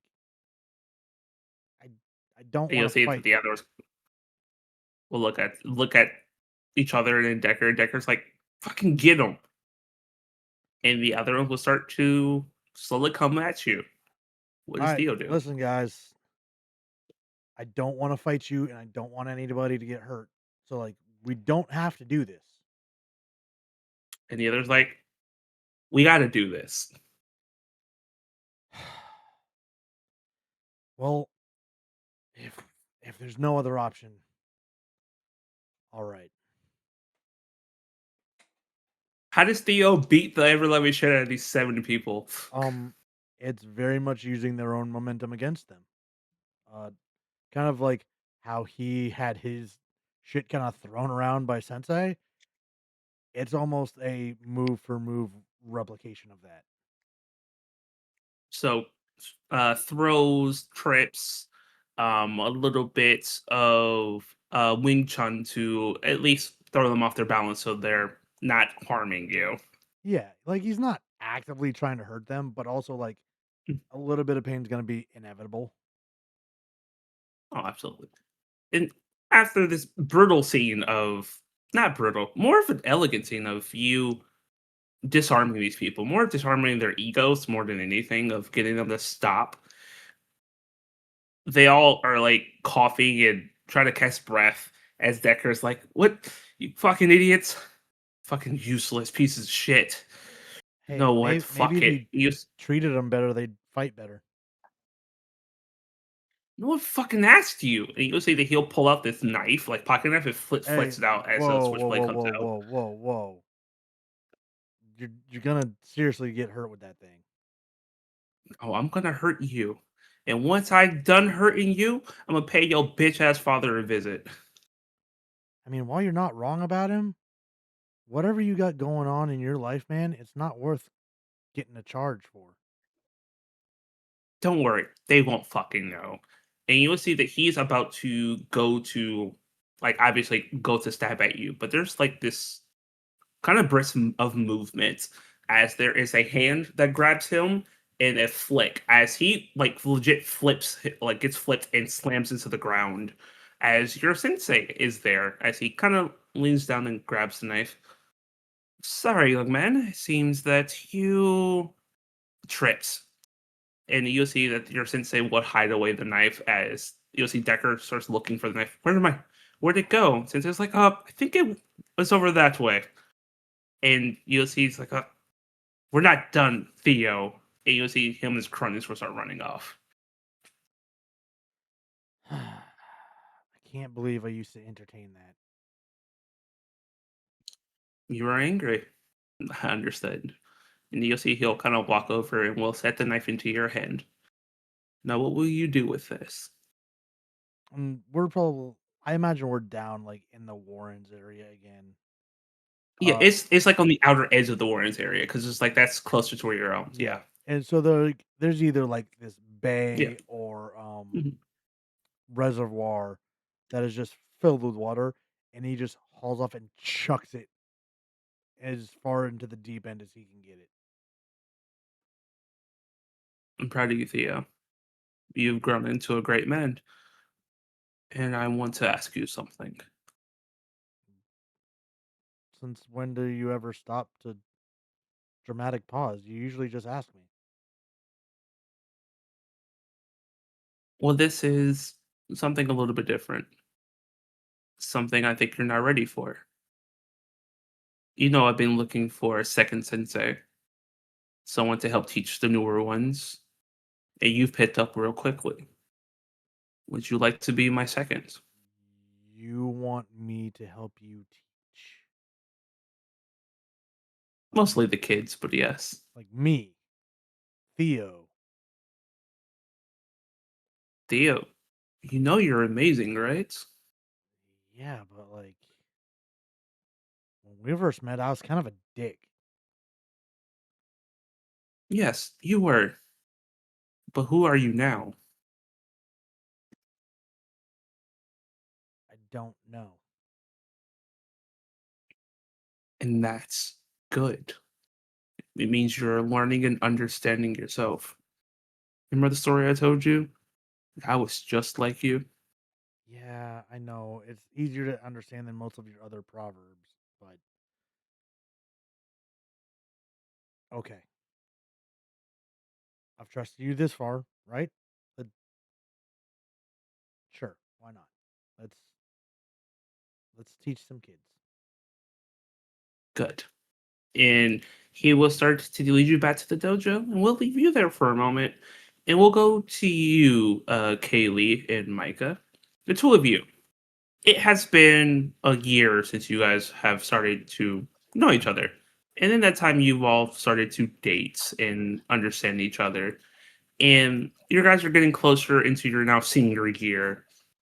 And as you guys are studying at where do you guys usually study? Is it at a house or at school? Where is your usual study time? Probably at it probably bounces around depending on the schedule. I could imagine it's like library or his house or my house or the park. It just depends on with our schedules being so tight, especially with Kaylee's schedule being so tight.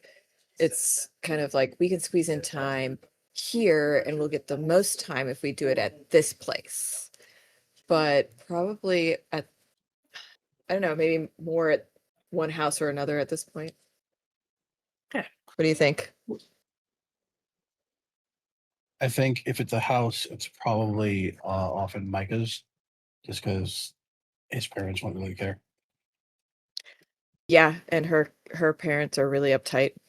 So, Very. yeah. So we'll have it be at Micah's house. The two of you are studying.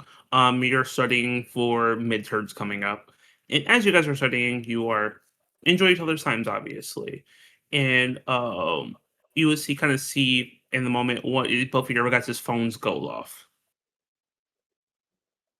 Huh.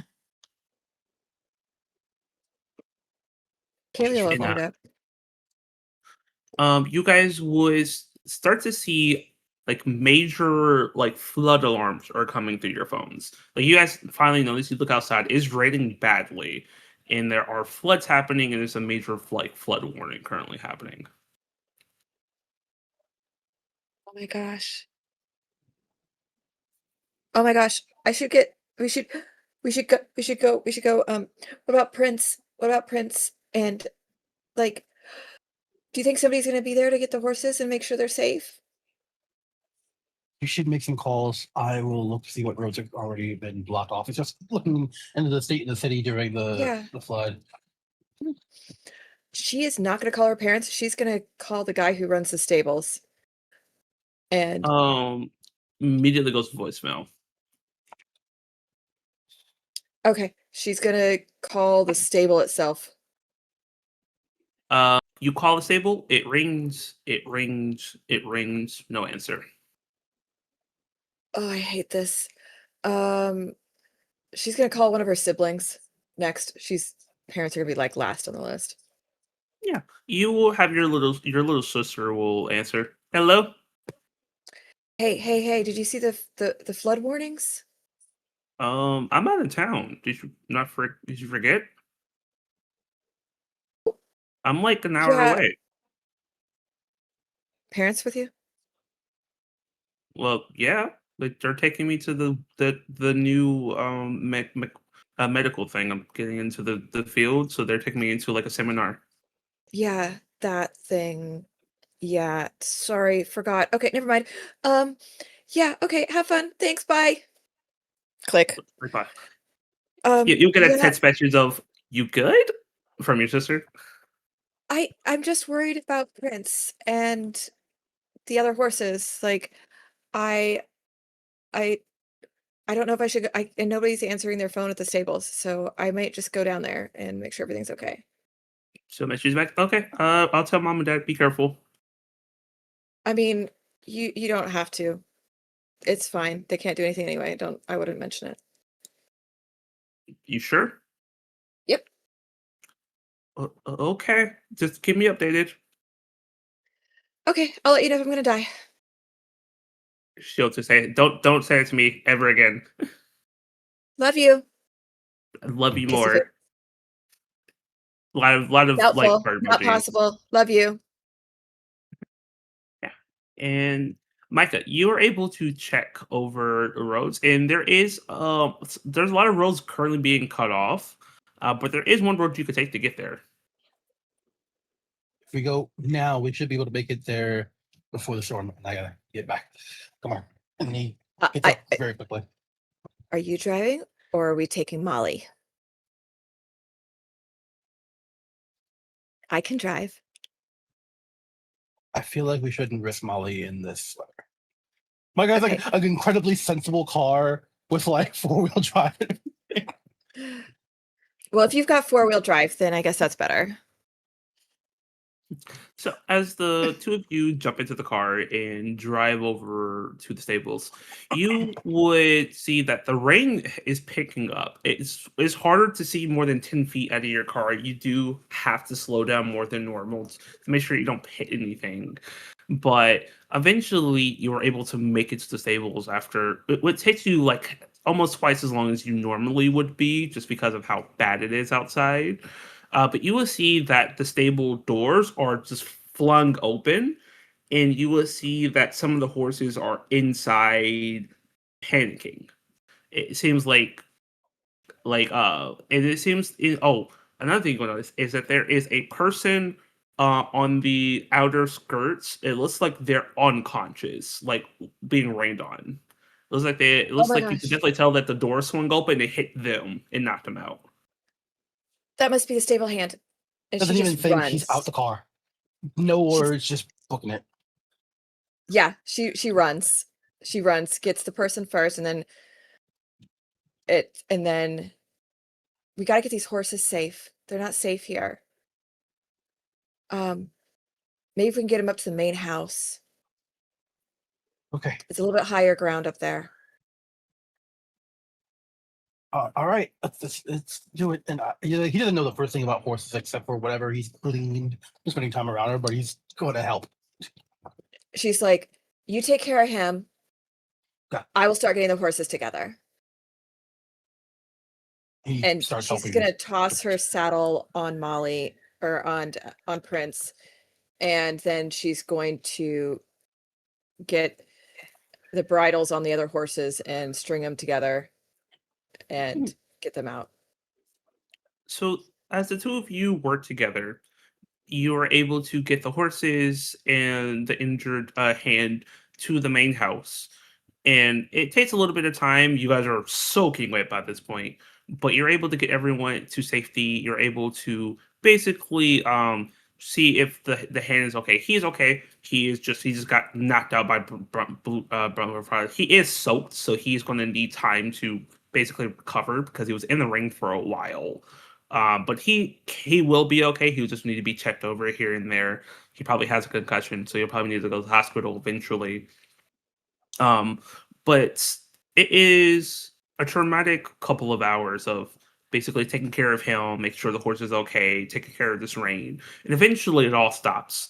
Eventually, you're able to get him to the hospital, and as the two of you got him to the hospital, one of the nurses that was kind of helping, and you'll see that people are busy here. It looks like there was a lot of injuries that happened here, and one of the nurses kind of turned to both of you, be like, hi, you don't know me, I don't know you. Looks like you guys are okay.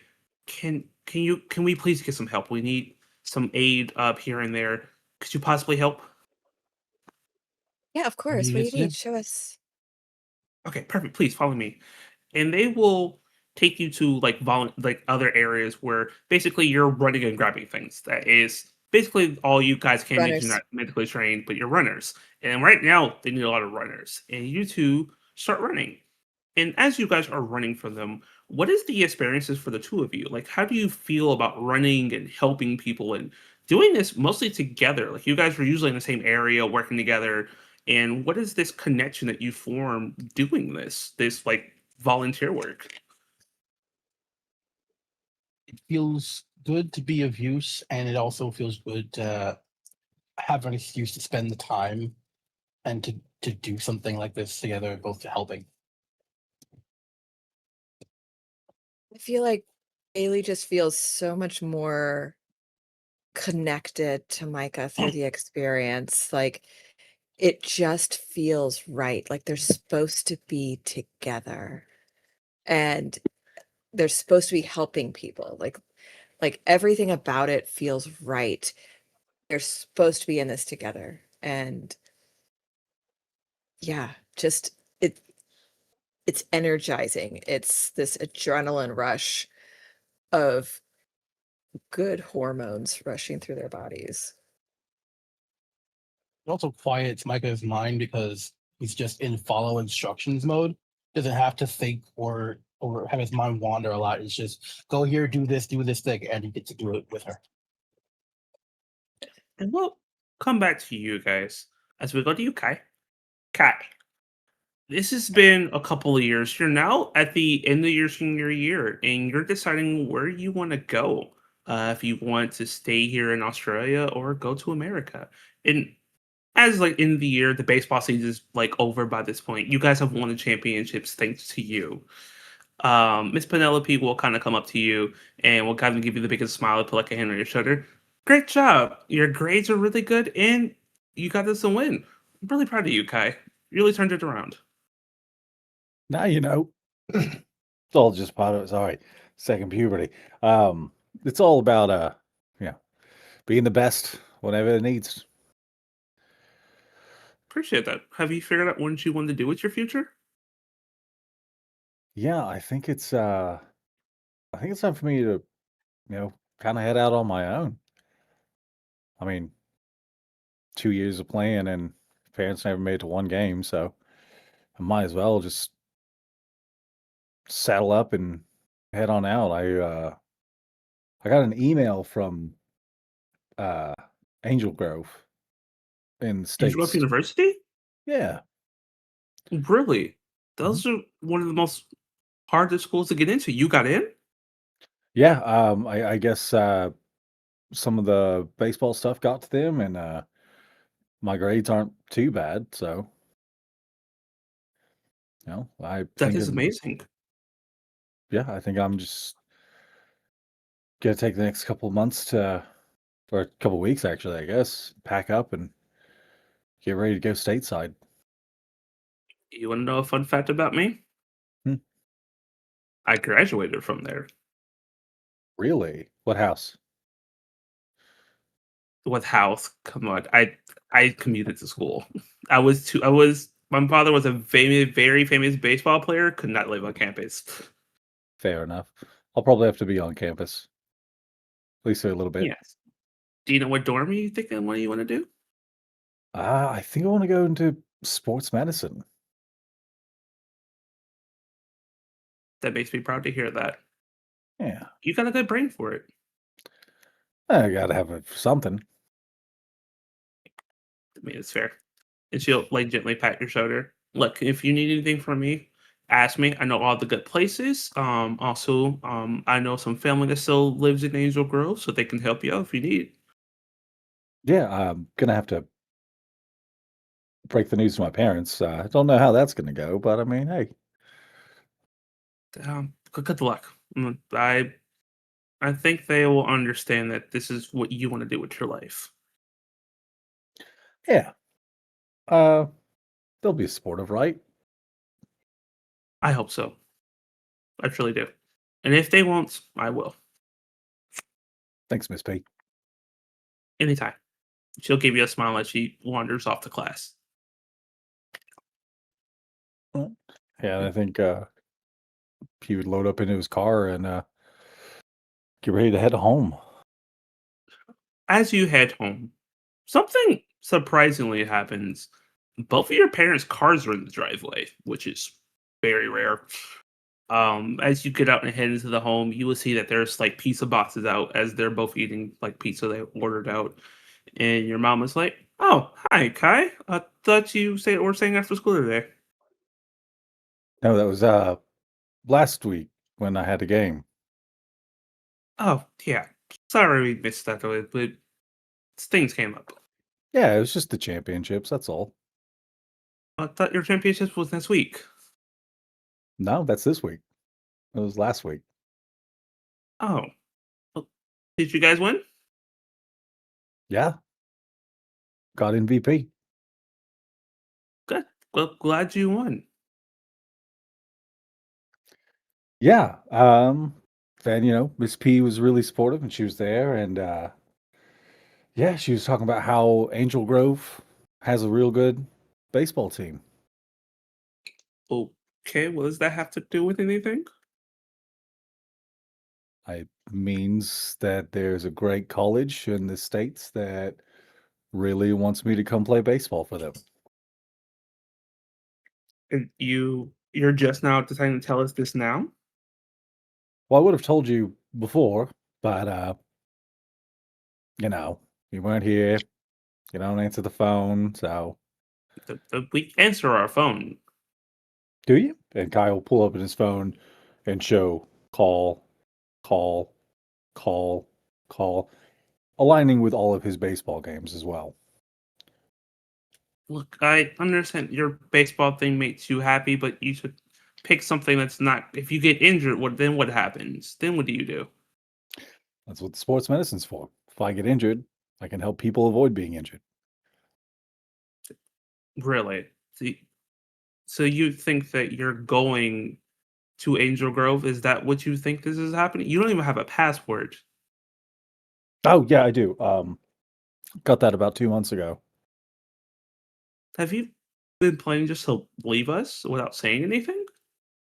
No, I was going to leave a note, but I mean, you guys are here now, so So what we say means nothing to you. yeah. So that's been happening to me for like the last 18 years. Hmm. It's okay. You don't have to pay for anything. I got a scholarship already. People think I'm talented. You can go on YouTube for the school's website and see for yourself. We know you're talented. That's why we think you're wasting your talents doing this. You know I'm talented. When's the last time you even looked at my report card? When's What are you talking the about? last time you were at any school event? We pay for everything for you to go do this stuff. Yeah, and that's not really caring or being there.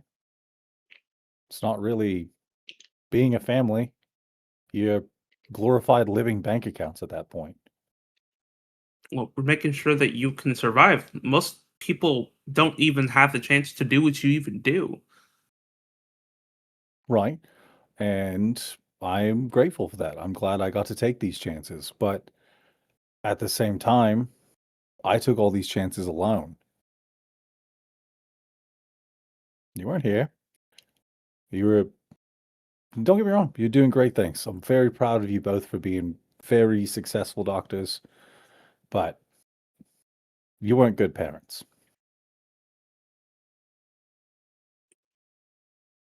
Frankly, I'm Yes, surprised you made it to your own delivery. Don't you ever say that to me again. I won't have to. So that's it. That's how you want to end our relationship. What relationship? Okay, Kai. The notes on the door or me washing dishes? Take your pick. And then Kai will go upstairs. We'll leave that scene for a moment. We'll go to you, Liam. Liam, you are getting ready for college. You have people that are more afraid of you than anything, and most of them are the bullies. But there are other people that you kind of find some solace into. Other people that like similar things to you. Some of the nerdy people, some of the outcasts. You find at least some kind of friends in them. You might not have like a best friend or have like a super close relationship, but at least it's not as lonely as it used to be. And as you're getting ready for school and getting ready for like the last couple of classes before you head off to college, your grandma kind of wanders in. Hey, honey, how you doing? My God, Grandma, hey. Yeah, I was in the neighborhood and I got McDonald's, pulled up McDonald's, but I got your favorites. Oh my God, Grandma. Grandma, I love you, Grandma. Love you too, Sonny. And it's gonna hand you over some food, and we'll kind of like sit at the table with you. So, what you thinking about doing for college? I've given it a little bit of thought, and like, cause I'm thinking of of going to like college for like to be a veterinarian. Oh, that'll be fun. That'll be really up your alley. Yeah, I really like animal, like even though I still kind of get called the animal kid guy. Like it feels more like playful now though, and like I still really like them and I want to help them. So it's like I feel like that's probably the best way for me to do it. You know what? I believe in you, Sonny. You're gonna be a superhero one day. You're gonna save all the animals. Oh my god, that's so nice to say. Absolutely. So definitely go to college. I believe in you. Do you know what college you're going to? Um, I've heard of this one called Angel Grove University. Like that seems pretty chill. You'd be one of the most prestigious schools in all of America. You get accepted? My boy, it's like gives you this big hug. Why didn't you tell me you got accepted? Because I'm still like Processing. it's not real yet, just Where's the it's acceptance letter? Show me the acceptance letter. It's definitely real. it's on my desk, it's just it's so far. I brought you McDonald's. Okay, that is very fair. I'm gonna get that real quick. And you'll come back with the acceptance letter. It's like, I'm so proud of you. You did it. It's real. This is your name. I know. It still doesn't feel real though. Like it's just I'm gonna need like 3 days.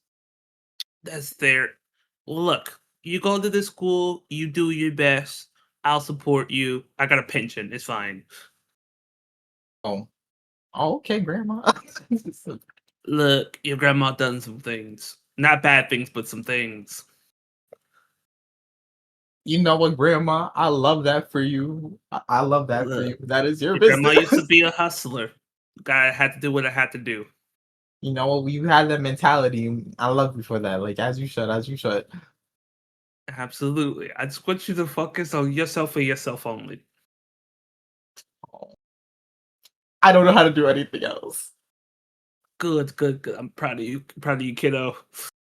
But, oh my God, I grandma. would I would pat your hair, but I know you just did your hair, and I know you'll be a little frustrated about that. So hair pat on the shoulder. Yeah, this took a few hours. No, you should have me do your hair. The other lady, she's made. The other lady don't know how to do my edges right, and she cut them so tight. It hurt my scalp. I can't go back.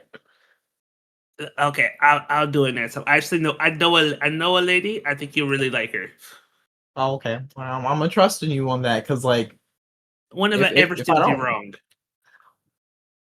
do you want Other the than that one actual time. dates? Other than Okay, that one time. all right, all right. Apart from that, you have not. Good, good, good. Okay, you should finish up your breakfast. I'm gonna get you to school. Okay, all right. I'm just stuff like 2 hash browns in my mouth. So as you're heading off to school with your grandma, how is Liam feeling in general? Does he feel better over the last couple of years of finally feeling like people are not picking on him as much, and he feels like he knows who he is now? He feels like more at peace. Mhm. He doesn't necessarily feel like this like he's figured out himself fully, but like he's like closer than he's ever been. Right. Absolutely. And we'll pause for you and go back to you, Theo. Theo, Yeah. time once again changes, and this is after you Yes. become a ranger during that year downtime of when before you guys head off into space. Yeah. And you are teaching kids in the dojo. Class goes really well. Some kids are a little rowdy. Kids get rowdy anyways, but you're able to help them as they're all heading off. Sensei will kind of come up to you. Hey Theo, looks like you've been training a lot more than usual lately. Is everything okay? Yeah, before anything, like, do you guys wanna crack a cold Pokemon? Yeah, I think so, yeah. Right? Ugh. Absolutely. Oh Ugh. my god. What? God, wait. Didn't you pull it out of your fucking pocket? Yeah, it's a pocket monster Pokemon. I hate Duh. you. I hate you so much. Ah. Hate you so much. But your sensei will say, like I said, you've been training a lot more than normal lately. Is something big coming up? Uh, no, I met some friends and life is going the right way, and I know I'm gonna be in a position where I might leave Angel Grove and not like in a bad way, just life moves on, you know? That's fair. You plan on leaving soon? Where are you going? Um, hmm, just out of town. You maybe Dale, maybe you know see. that you're really bad at lying, right? I used to be really good at it till I met you. Don't worry, you don't need to tell me. That is okay. I just wanted to make sure that you're okay. But it seems that you were a I lot happier am once you met these friends. I'm beyond okay. These are some amazing people, and I think they make me a better person. And I don't want to say that they need me, but I think that I bring something to the table, and so do they. They give me this kind of sense of purpose and family. Not that like you and the dojo haven't been my family in the past, but like it's different. It's Good. deeper. I'm happy to hear that. It seems that you've had a glow about you lately. I especially am glad to see the way you smile. It was a lot different years ago. Yeah, it's come a long way from that Yes. ratty Even that one, street rat. yeah, even you've gotten Decker to change his life around. Proud of you. You know, once you helped me through the things that I was dealing with and holding on to, it made it easier to help him. He wasn't much different. One day, you will run to someone just as troubled, even more troubled than him. And I believe the day you will be able to give them their second chance to become a better person. Someone that's going to be even more hard headed than you were. I think I may have already met one. This really thick-headed Australian guy. um, but he means well and he's got a good heart. And that's what matters. Have them focus on what makes that heart beat. Focus on what can truly make them happy, not what can perceive to make them happy. As in, power can be strong, but what's the point of power if you don't know how to use it? Or using it incorrectly. Hmm. But I can trust that you know how to guide the power once the day comes. Well, I'm just gonna keep doing what I've been doing and make the best educated guesses I can. That's the best you can do. But let's. Can you help me get cleaned up of this area? We got class in a little bit, and the kids look like they destroyed it. Of course, I wouldn't want you to hurt your back or anything with a mop. I got it. Are you calling me owed? I mean, I'm not doing that. Do you want another lesson in what this old man can do? Oh no, no, no, no, no. No, I like meeting up with my friends and not having bruises that I have to explain to them. Well, they know you are a sensei Yeah, but yourself, like I'm and a well, sensei. put it Like Put a gentle hand on your shoulder. Yeah, they already know that you do kung fu and karate. What another bruise? I mean, if you're not too scared to get your butt kicked by your student. I think the kids call it adorable, and he flips you on your back. What happened to go? Oh, did you forget that you always have to be ready? Well, got it. And he will, in this moment of like not having his breath, swipe Sensei's legs out from under him. Oh yeah, you will swipe his legs out, but before he hits the ground, he does the cool martial arts thing where he flips on his back and back up to his feet. Always ready. Always ready. And we'll pause there. And we'll go quickly to you, Kai. Kai, this is also during the year of downtime, and you and Aries are currently sitting in the training area. You guys have already like sparred for the day. This is before you guys officially are together. She kind of is leaning back with her hands behind her back, staring up at the ceiling. That was fun. What's up with you today? You seem more pent up than normal. Oh, yeah, it's anniversary of when I left home. That's all. Left home? I thought you're not in contact with your family? No, I haven't heard from them since I left school. Why? Do you have like beef with your family or something? It's nothing really important. Just they didn't like me going to the States, and I went to the States. Well, the States is where we are now. I'm from across the Oh, world. that makes a lot more sense. I was so confused. Yeah, that's why I talk less. I thought you were just dumb. No, that too, but you know, it's easier just to be like, "Oh, I'm Australian." Silly me. That's fair. So why don't you talk to your parents? Is it like they don't want you doing whatever you're doing? The long and short of it is, they're both doctors, and they wanted me to be a doctor, and I didn't see myself doing that. Hmm. And yeah, so now I'm here, and I guess that scholarship's gonna go to waste now. I don't really know how that Eh, works. no idea. Don't care. Anyways, back to the actual subject at hand. Look, I'm not gonna tell you how to live because I don't understand human customs or any of that bullshit.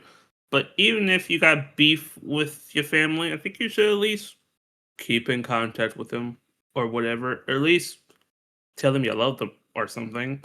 I would die right now to talk to my parents. I miss them. And when they're gone, they're gone. And I don't know if they're even alive anymore. So you might have beef with your parents or whatever, but at least tell them you love them or whatever. Well, I mean, they've had this whole time to reach out to me too, and they're not gonna reach out. Why should I? Because you're the better person.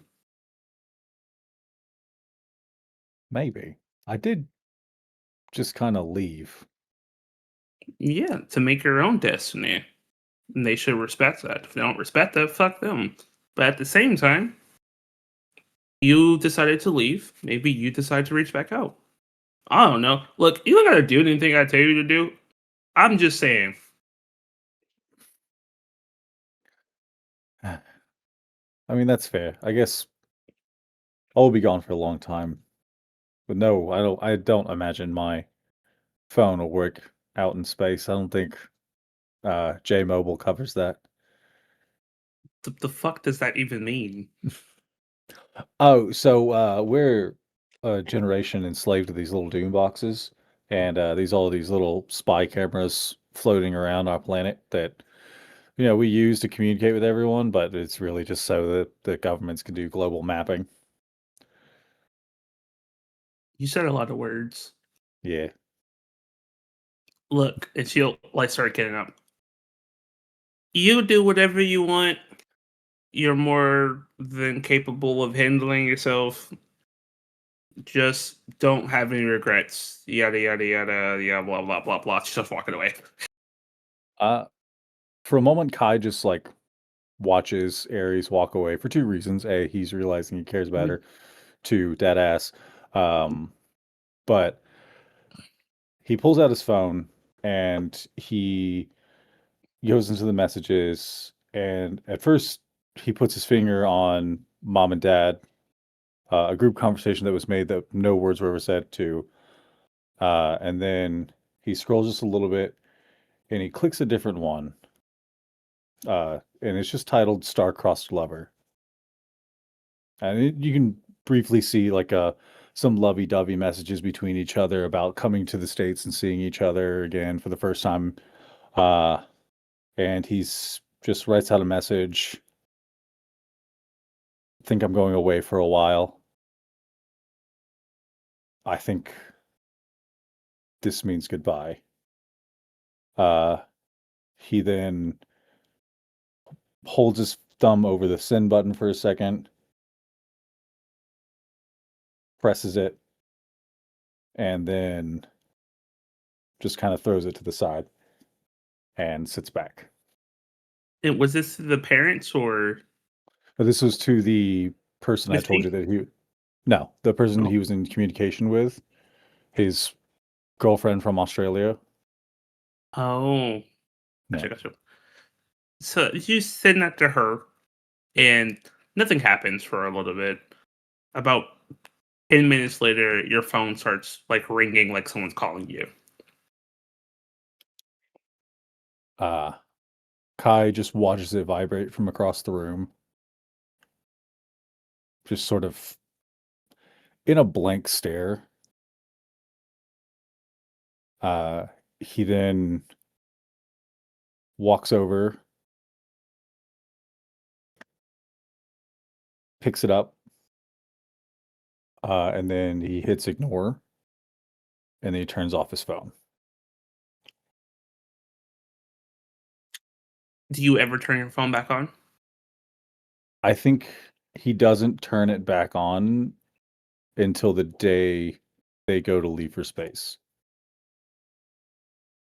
When you turn your phone back on, there are hundreds of missed calls from your parents. And there are hundreds of messages asking if you're okay. Do I need to come and find you? Please answer.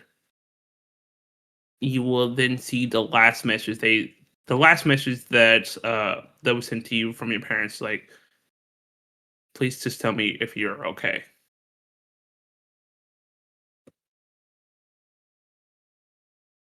He, in typical Kai fashion, he has a hard time responding genuinely.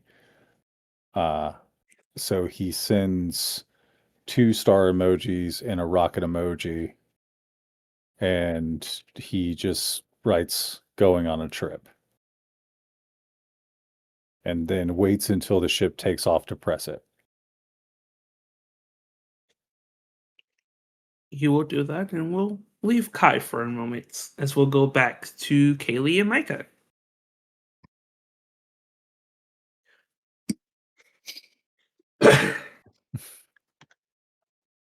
Koji, are you back?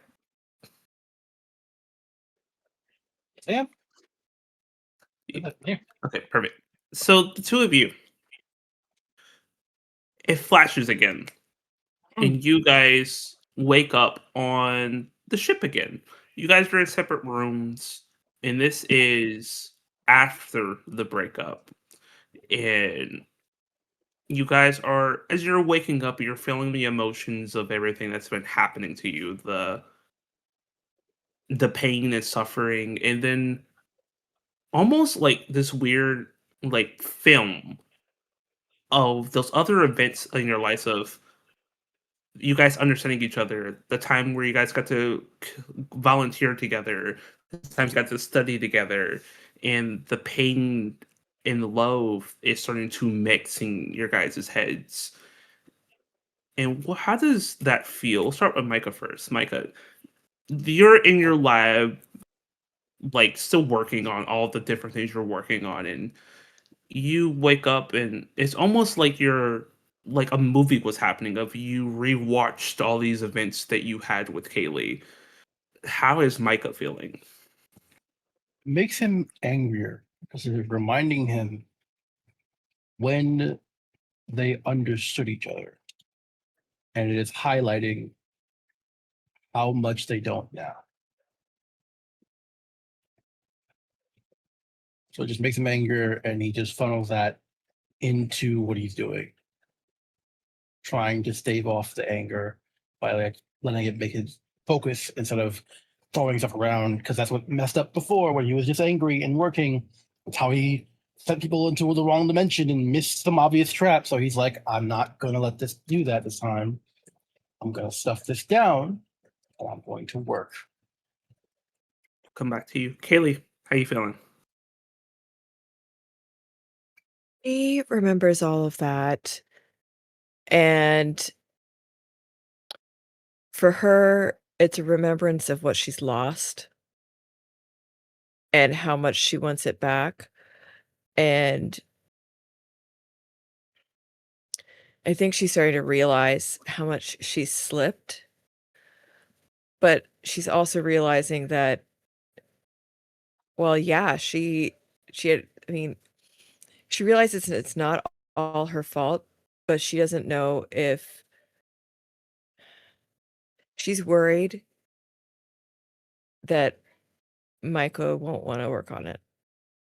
And she wants them to grow from this and be better. It's not possible to go back, and she's aware of that, but she wants some of that back again. And she's realizing this slippery slope that they went down where they both fell away from each other. And, you know, he's her best friend and the only best friend she really ever had. And so she's angry at herself. And the heartache is just, she doesn't know what to do with it, but she wants to get it fixed. And she wants her best friend back. Even if he never looks at her the same way, she needs her best friend back. As the two of you are thinking these different things of either anger, happiness in different senses, frustration, it's building. It's always been building. Relationships always have a structure of building. Like relationships are never going to stay the same. That's just not how that works. They either go down or up. They have their flux. They always will. They always do. But the question of the matter is, what do you want to do with that structure? Do you want to build something new? Or do you want to break it? I think Kaylee already answered that question. Now it's time for Micah to answer that question. Or does Micah not even know the answer yet?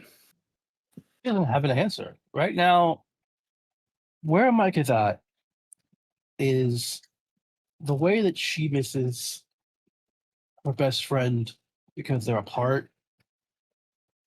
For him, he feels like his best friend stopped understanding him. Like the fact that she doesn't seem to get what broke, that she keeps trying to fix it now. For him, it's like you don't even understand why I'm upset, and that's what makes him the angriest. Because you're the person who's supposed to understand. I don't think he had friends before Kaylee. He had people that he could talk to, but I don't think he had anyone that made him like really pull him out of his head to have conversations with. Like we saw in the flashback, a lot of the time he just had a thing in his head. He would go to a person and just start laying stuff out at them. It was hard for him to stop and actually connect. And so this moment of disconnect that should be really small is huge for him because connection at all is huge for him. And that disruption has thrown him off his equilibrium. So I don't know that he knows what's next right now. He's still sitting in the confusion of that and still trying to recalibrate. Alrighty.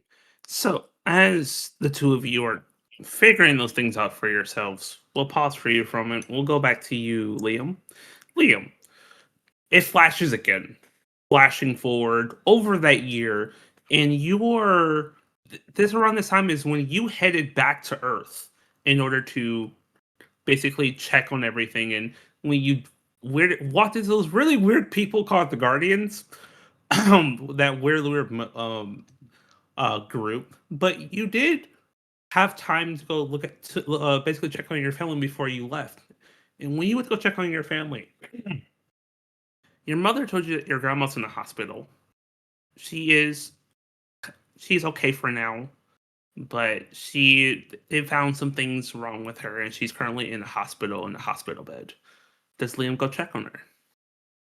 Yes, immediately. So as you run off to go check up on her, it's just you and her in the room right now. She is in the hospital bed. She is in the full gown, cover over herself.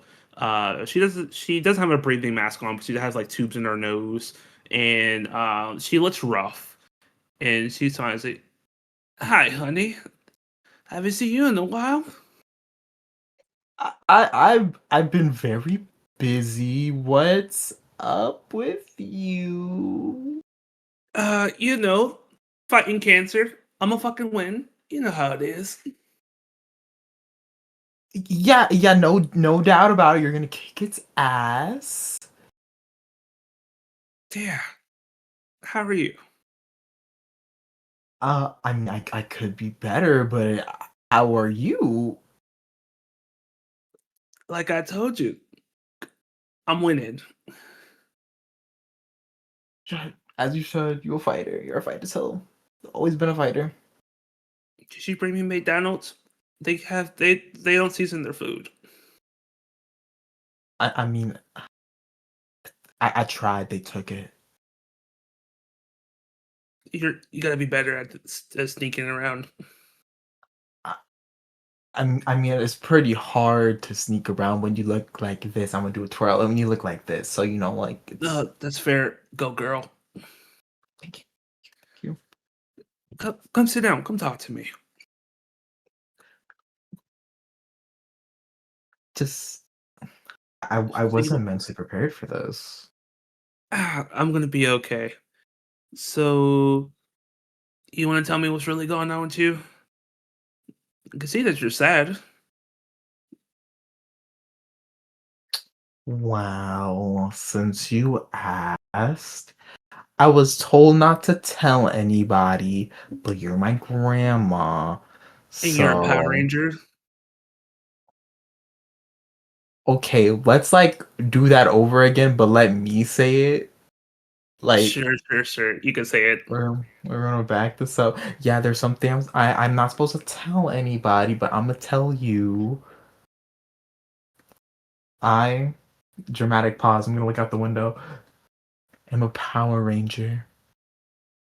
I know. You're the sassy of the Power Rangers. You're the yellow one, aren't you? Who told you? Yeah, you really think I don't watch TV?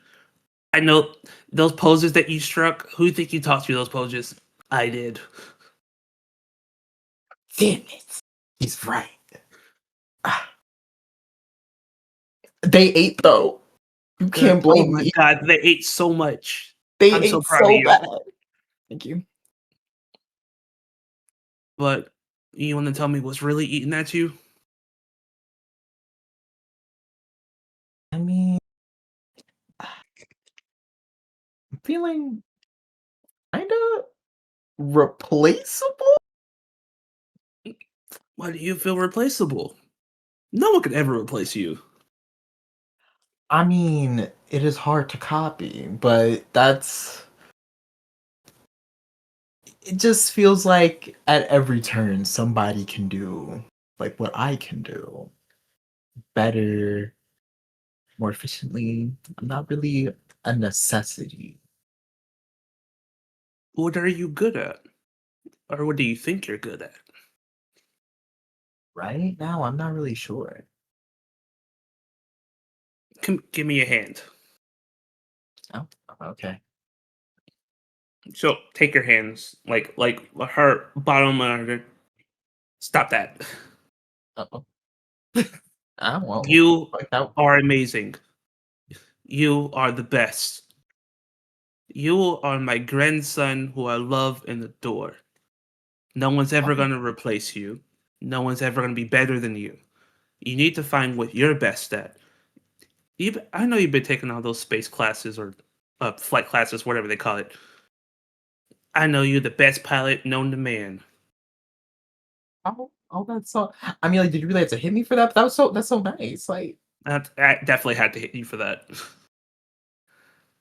Brandon, no, you're fighting cancer right now. You can't expend the extra energy. I can spend all the energy I want. Don't tell me what to do, boy. Oh, my bad. Stay in my lane. Yeah, stay in your lane. Oh, Yeah, drive better in that lane. I know you can do it. ah, I fly shit. Yeah, right. Yeah, fly ships and I know I saw you on those bicycles. You really good on that bicycle. I don't have a driver's license. Yes, you do. I taught you how to drive. I literally took you to the DMV to get your license. I have a license. Why do I've you been think I took you? flying so. I've been flying so long. I Did forgot. you think? Oh, you thought we got your ID? No, you took a driver's test I that thought that was time. a state ID. Like, I was wondering why there were No, so many like that's your driver's license, baby. that's a dry. Oh, I thought that was just okay. That explains so much. Actually, I thought it was driving illegally up till now. Do you think I would let you drive illegally? Yes. That's fair. I would. But Um, that's the still nevertheless. Look, you go be the sassiest Yellow Ranger known to men. Make me proud. oh, you know I will. You know damn well I will. Good. Now go drift on them bitches. Like right now. Oh, not right now. I mean that metaphorically. I assume you have to go back into space soon. I mean, like, yeah, but I feel like you can save that line for when I actually leave, and not like I thought we were gonna like watch a But movie or something. can we watch Golden Girls? You want to watch the go? What season? Do you really have to ask me that question? Okay, I'm gonna put it on. Don't worry, girl. I got you. Now, we about to fight right now. Don't you ever question me like that again. Yeah, my bad. My Good. bad. Put this shit on. She starts leaning back.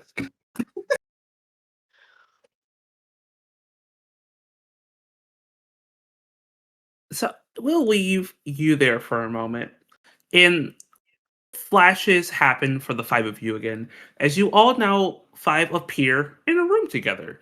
You guys are sitting around like a table with chairs. You will see Ariel and Aries are also there too with you guys. As you will see, Aries was like she was crying and is like drying her tears. As you Michael's Rangers doing the same. Yeah, the Rangers are now just teleporting to his room. Like, and the room itself is just like four walls, gray, and the table just like a normal like table, not like a Earth table, but like a space table. Where I'm still the listening. I gotta grab something real hell quick. are I'm we? listening.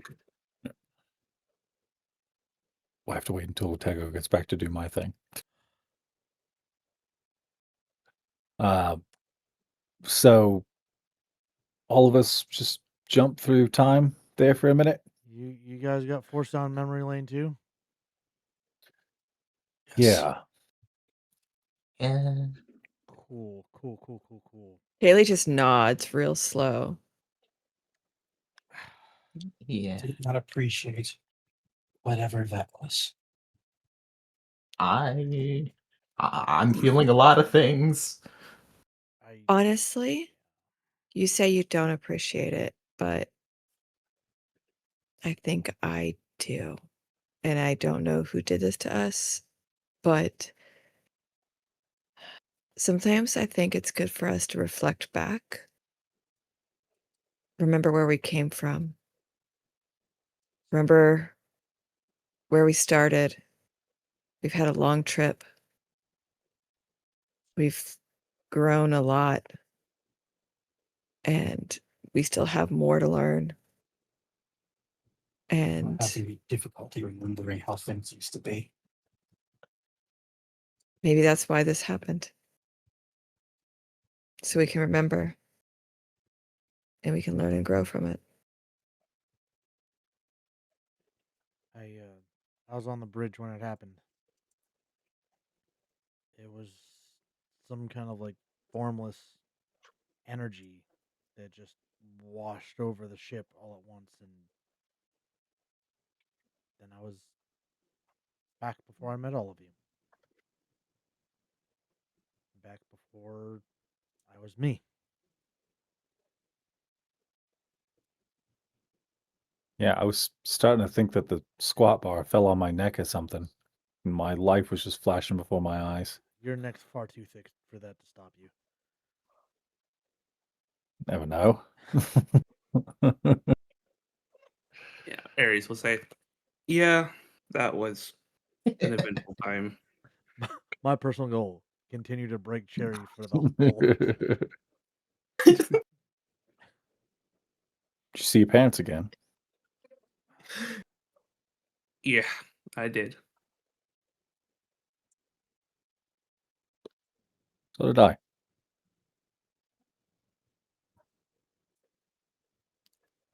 Yeah.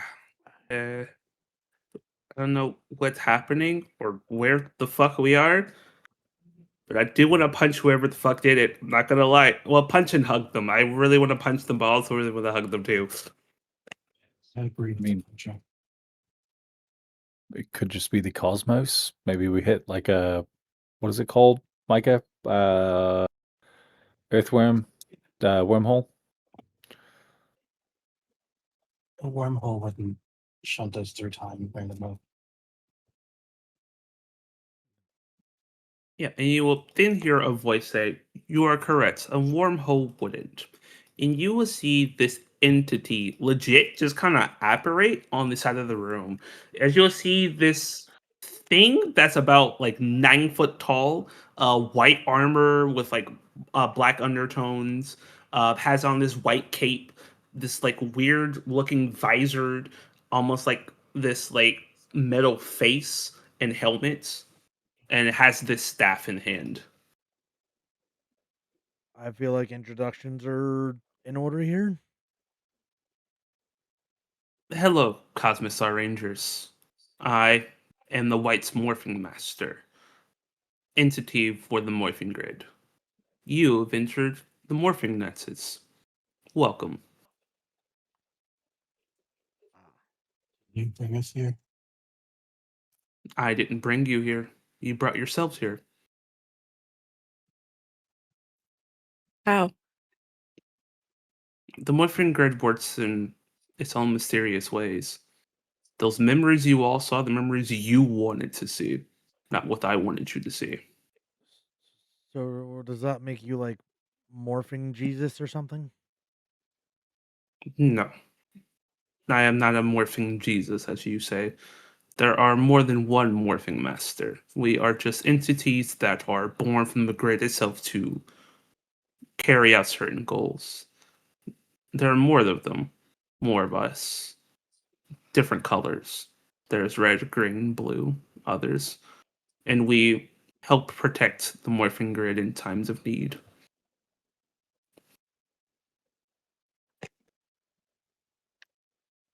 I have a lot of questions and I don't know how to formulate words with them. So, who's the one helping the, for lack of a better term, anti-cosmic stars then? They still have access to the morphing grid. They stole their version of the access. We cannot revoke it because they're still using the morphing grid as quote unquote intended.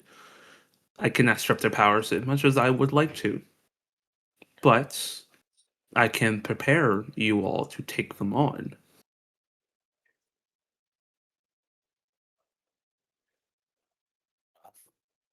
That trip to Memory Lane, was that part of the preparation?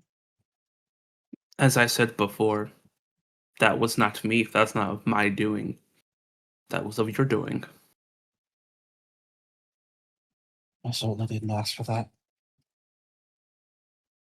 You might think that, but your mind, your inner emotion wanted to see it again, for whatever reason that is. It could be a good or a bad thing. The morphing grid itself does not see good or bad. It sees you as you want to be. Kaylee's just watching Micah, not saying anything to him. Like, she's keeping an eye on this new guy out of the corner of her eye, but mostly focused on Micah, watching his reactions, listening very intently to every word.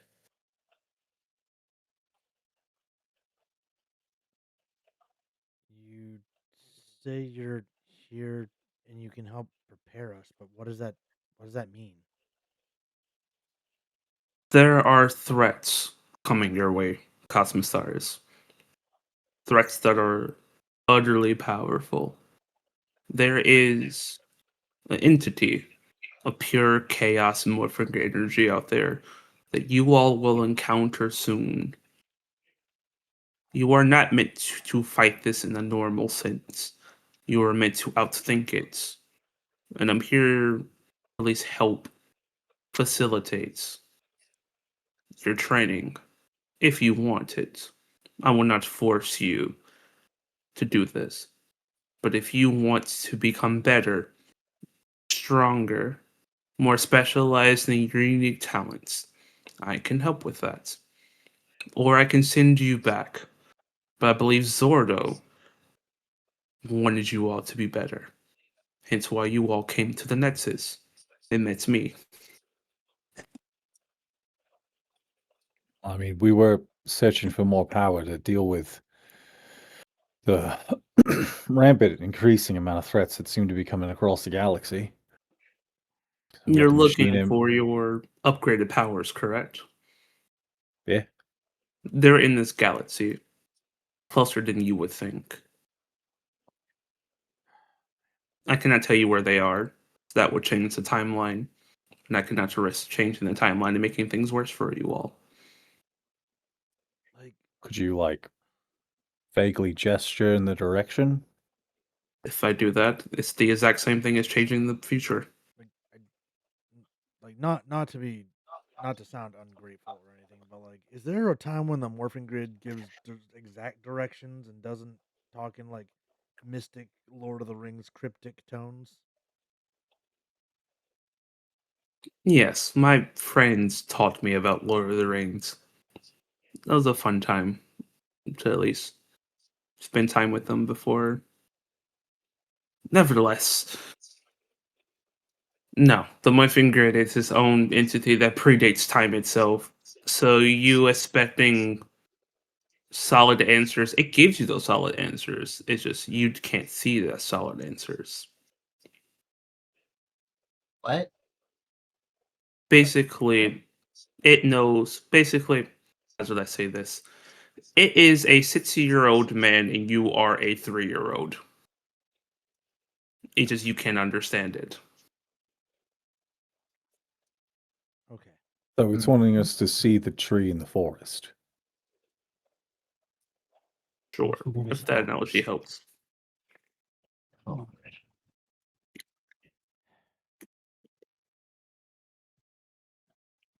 What aid can you offer us? Training, if you all desire it.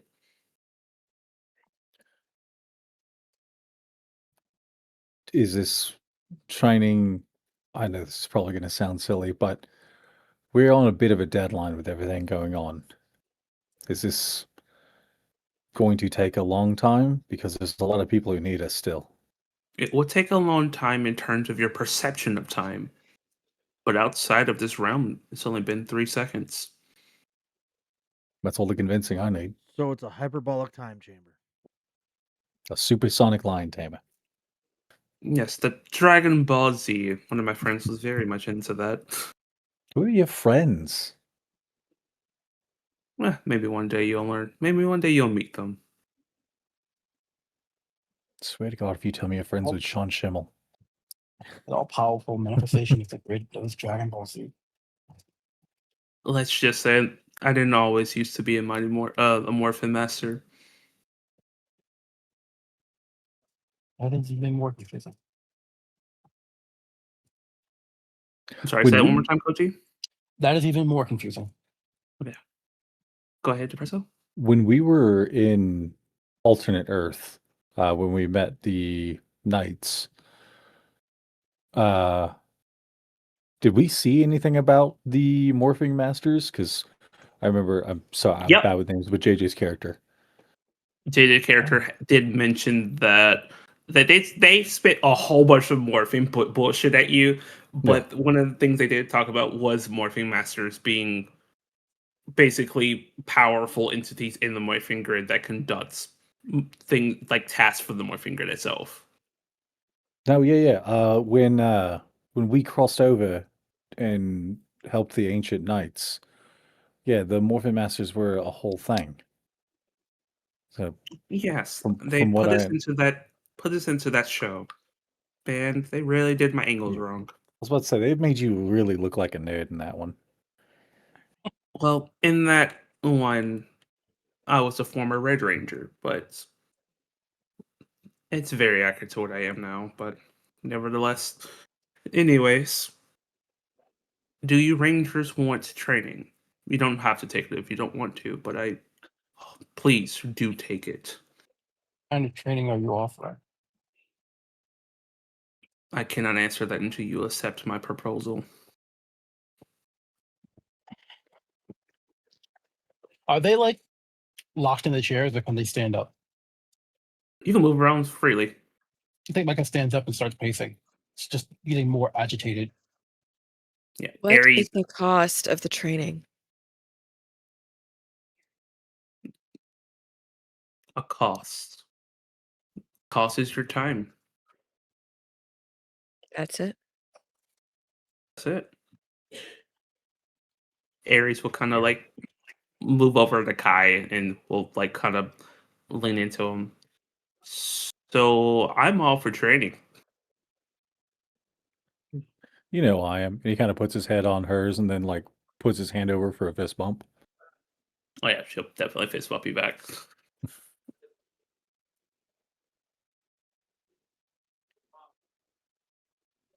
I'll do it. But first, and he kind of gets up and like turns towards everyone like, first I owe all of you an apology.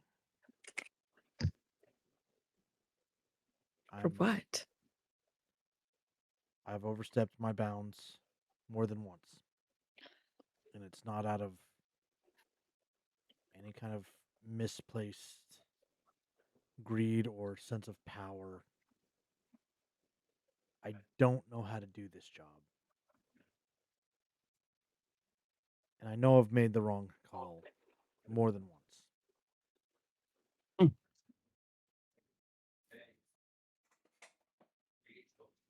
And I've cost trust. I've cost peace. And none of that was ever my intention.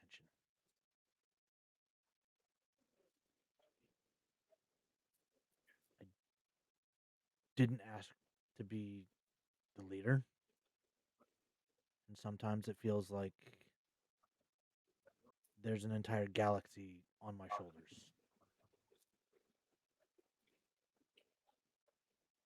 Sometimes it feels like I'm cracking under that pressure.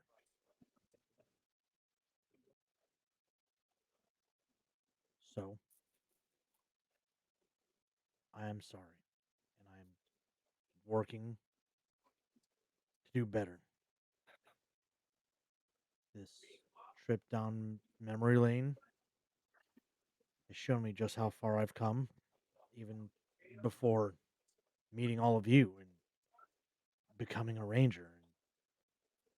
And if I could do that without the power, without all of you guiding me and helping me along the way, then there is no length that I can't go to with all of you.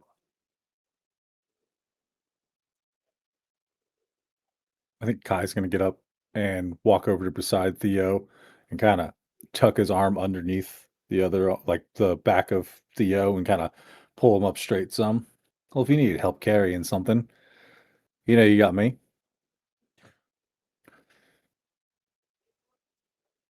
Each of you brings something special to this team that I can't. And we would be incomplete without you.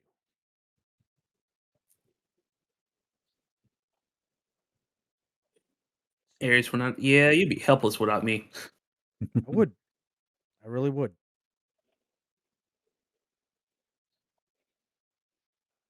So I'll do this, Honestly, but only if every one of us agrees to do it.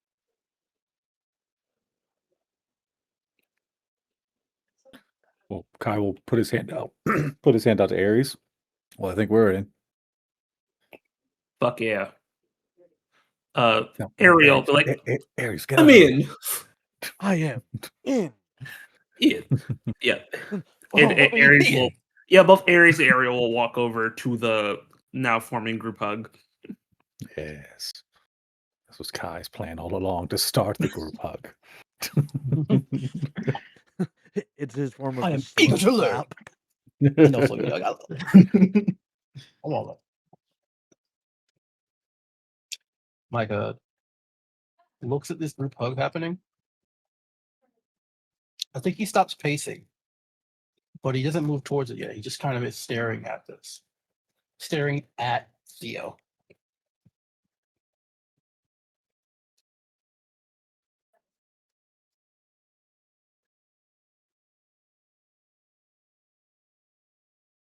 You have every reason in the world to doubt me or not trust me, Micah. I've given you that reason.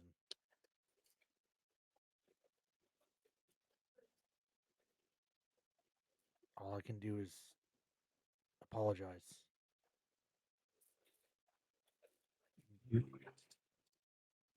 Trust you.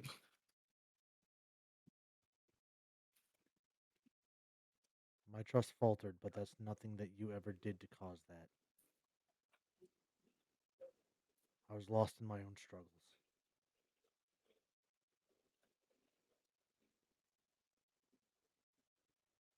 There is no one on this team I trust more than you.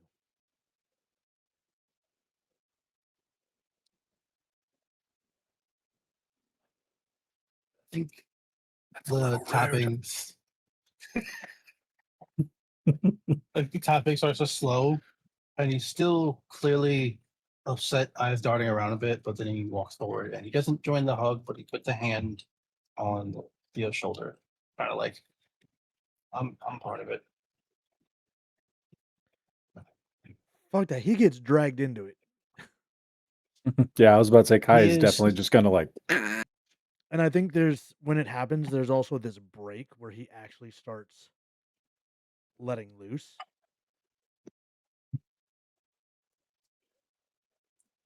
When Micah gets pulled in, he's kind of like, okay, this is happening now. there's nothing you And can do it's- to stop it. I don't think he's happy, but it is harder to stay angry when he gets pulled into a big hug. Yeah, and I think at that moment it's like the first time to where like he probably sees Theo pour out and like actually cry. Get to talk to him.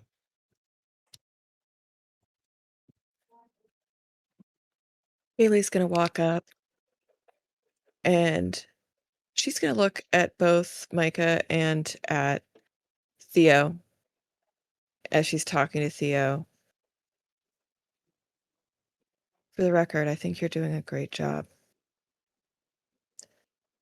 I know what it's like, and maybe I've forgotten, to hold the weight of a team on your shoulders when everyone's looking at you to make everything right.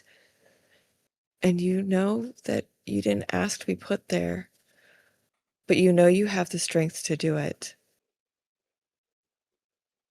And you can. You wouldn't be in this position if you couldn't. And I think we're all grateful that we have your strength and your support. And I'm sorry that I allowed myself to get lost in my own head. I allowed the doubt to take over. And I lost myself somewhere. And when I lost myself, I lost sight of all of you.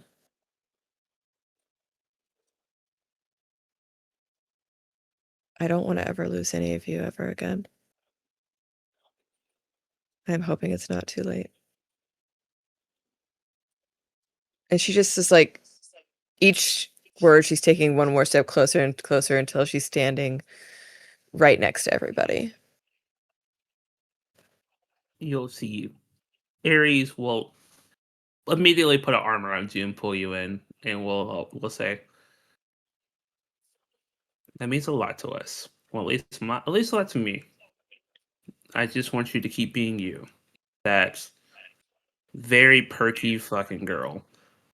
But don't fake it. I hate when you fake it. Just be you. Kai hears that a lot too. Sure.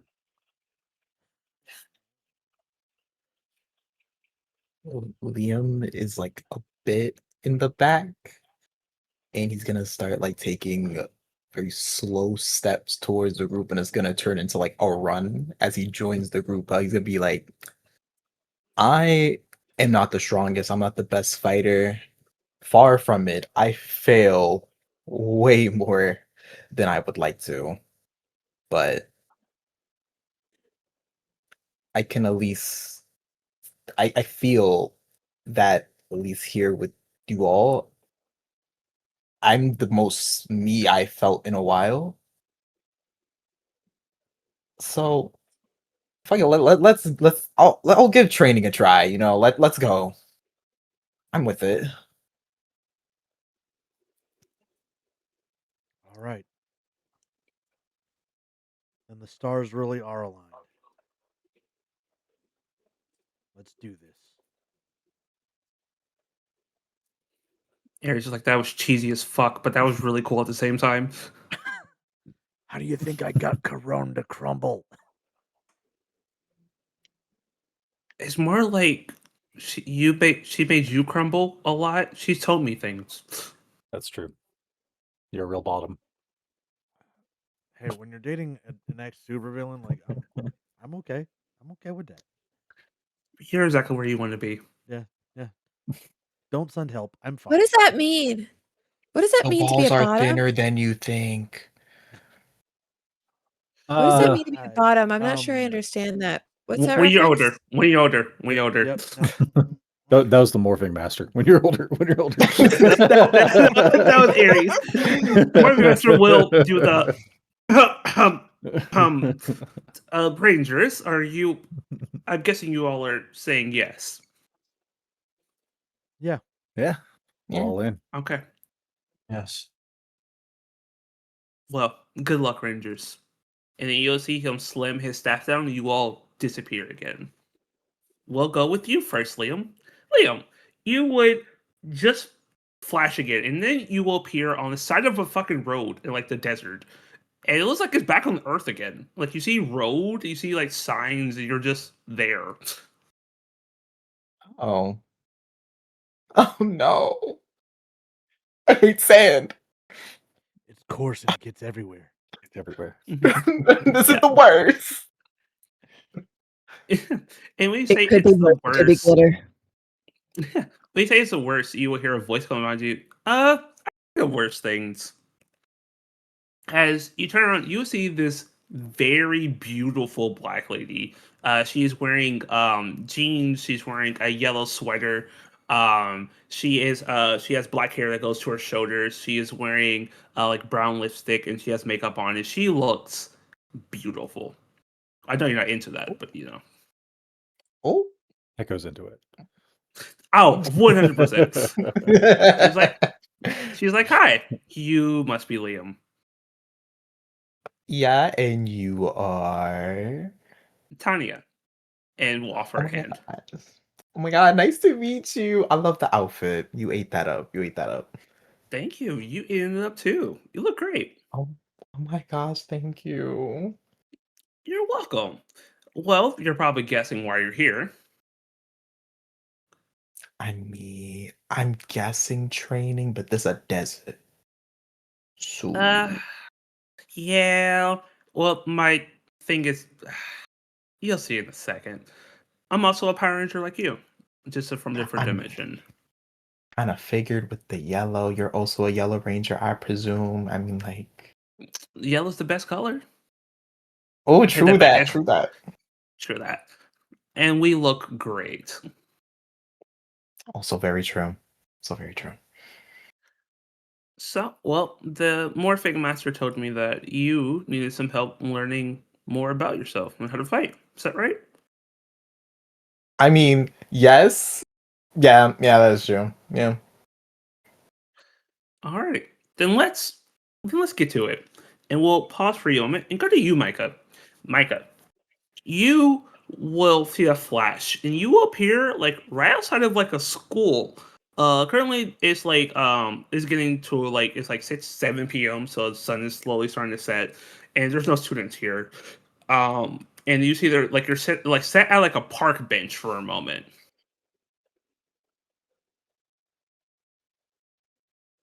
Round confused.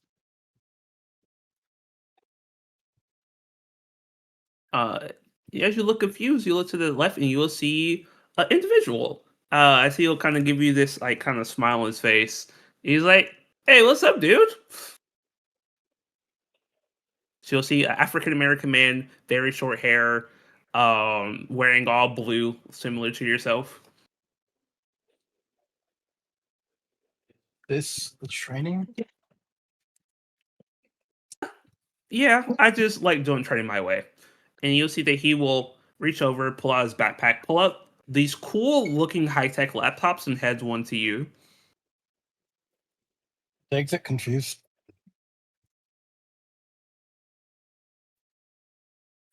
Oh, you probably just I'm also a Power Ranger like yourself, just from a different dimension. I'm a Blue Ranger like you. Okay. And Blue I'm gonna Ranger show like you me. yeah, I'm gonna show you more than one way to fight. Okay. We use our brain for technology. And he'll open the laptop, be like, so we're gonna play video games, I'm gonna crush you. Okay.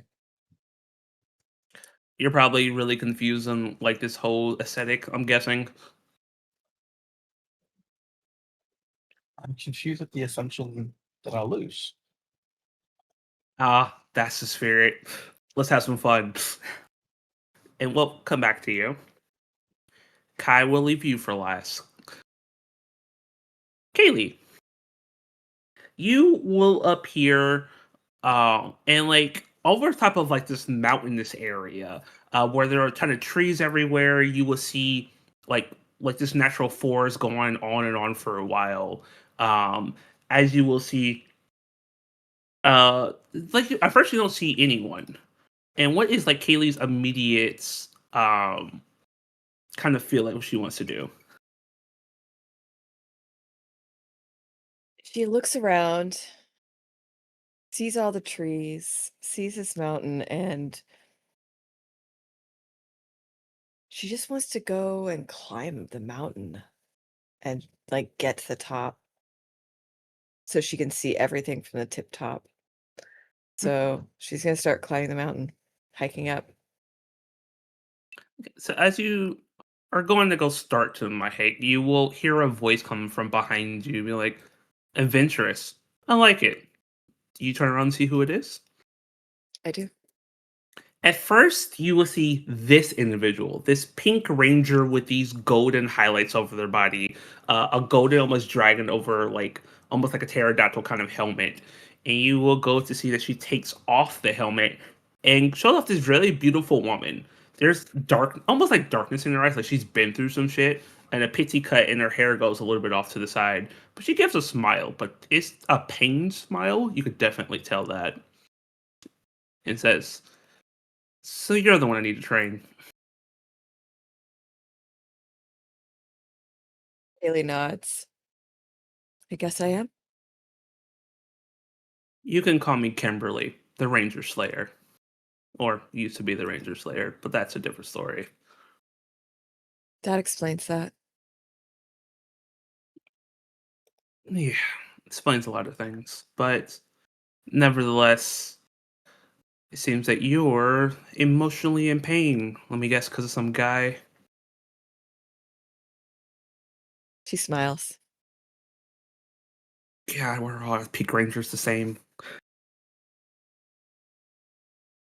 But it's no, no, no. Shut up. Shut up. Speak your mind, girl. Just me and you No. here.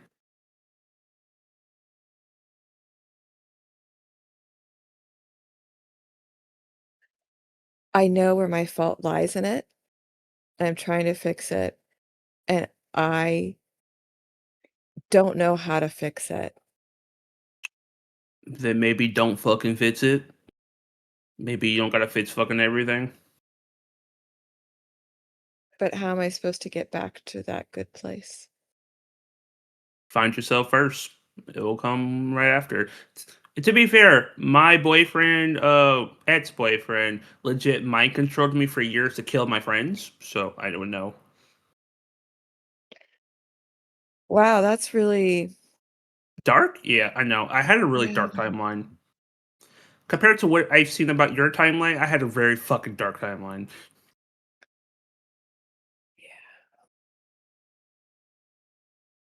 Kaylee just kind of looks down and away. So what are we doing? We climbing this mountain? We going somewhere? What you got? Oh, I'm going to keep shooting at you, and you're gonna shoot back at me, and we're gonna go back at it for a while. She legit tosses you a bow. I'm not the whole spiritual mentor. I'm just gonna keep shooting you till you get better. Kaylee grabs a bow. She gives it a little spin, parallel to her head, does a couple spins, and then pulls it back at the ready. And then we'll go to you, Theo. First, Theo, I want to. Who do you think you're gonna get? Okay, so there's a couple different ways my brain perceives this. Like two of them are in the brain, right? The third one is kind of amorphous at the moment. One Mhm. of them is going to make Depresso mad because he didn't get them. Um, Yeah. and it's obviously Tommy Oliver.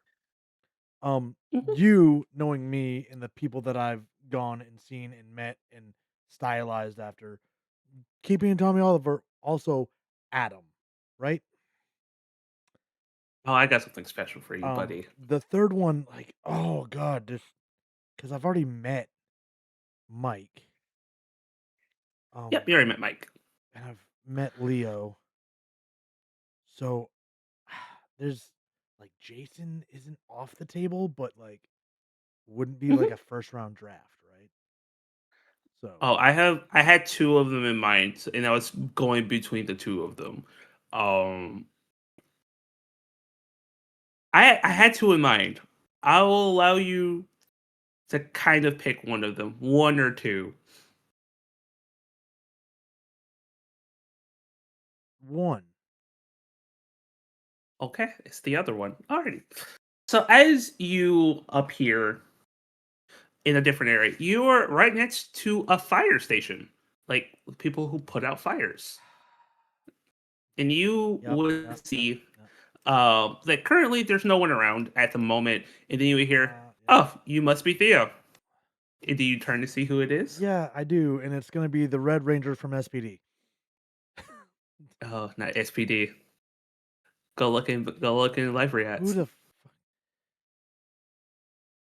Lightspeed Rescue. Yep, no, that's that tracks. Yeah, I picked him because of your fire streak, and he puts out fires. Yep, Carter. Yeah. That's just an older version of him. Yeah, I was gonna say that man's aging. Yeah, that's him when he came back like 20 years later. Yeah, I thought that was Kevin Bacon at first. Somebody poorly cloned Kevin Bacon. Here, I'll go find another picture of him to be if you want to go see his younger version.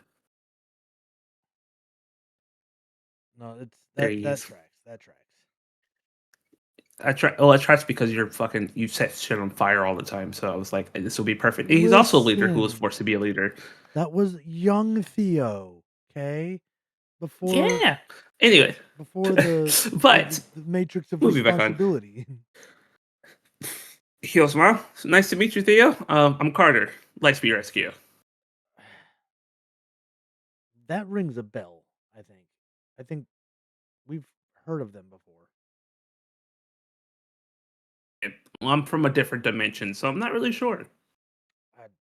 You know, I lose track of who we haven't and have met and heard of. But it's nice to meet you. Pleasure to meet you. I heard that you need some help learning some things, and I'm here to help. Awesome. Yep. Well, I heard that you're the leader of your team. Is that right? Yes. Yes, it is. And I'm guessing it's pretty hard being a leader. Incredibly hard. How do you deal with the day-to-day feeling like a failure? Constantly feel like that. Trust me. Okay, cool. It doesn't go away. All right. It'll go away. It'll lessen. One day you will feel like your team truly trusts you and you trust them, and that might already be the case, but you might not feel it. But one day Well, you will feel it, and it will be great. I think I got to do some legwork to earn it back. Look, trust me, I've messed up myself. I have accidentally almost unleashed a giant demon monster on my entire world, so I get it. Well, I haven't gone that far, so good news. I can still reroute. Good news. Yeah, and then my evil commander son almost killed me. It's been a time. Are you okay? You sound like you're way worse off than me. Oh, I'm very like the word, sorry. My brain Self-actualized? died. I'm very self-actualized. Like me and him are actually really cool now. We actually do like dinner every other Friday with our wives. It's great. Awesome. Well, uh apparently I'm here to train to Yep. We're gonna put out some fires. And he'll put a hand on your back and you're gonna go lead. Yeah, no, oh, you know that cosmic time energy thing that's got a sense of humor. All right. Cool. Ah, Yep. And we'll pause with you and we'll go to you, Kai. Kai.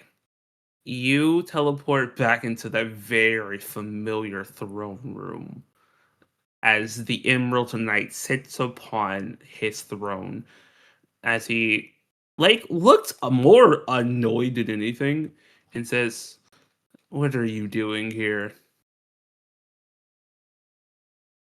Well, I think I'm here to kick your ass. You're here to lose again. Is that the case? Oh, no. You see, I've been getting a little stronger, getting a little bit better with the sword and everything, so I think it's going to be a better fight this time. You'll see that he'll get off his throne and grab his sword and legit toss it to you as it skirts and lands right in front of you. Show me.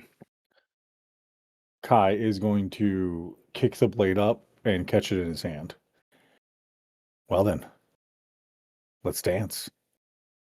You'll see he starts walking toward you. What does Kai do?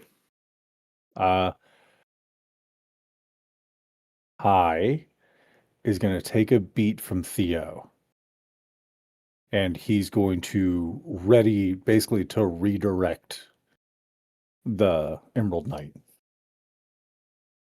So as you go to redirect the Emerald Knight, he still punches you straight in the face before you're able to actually block him.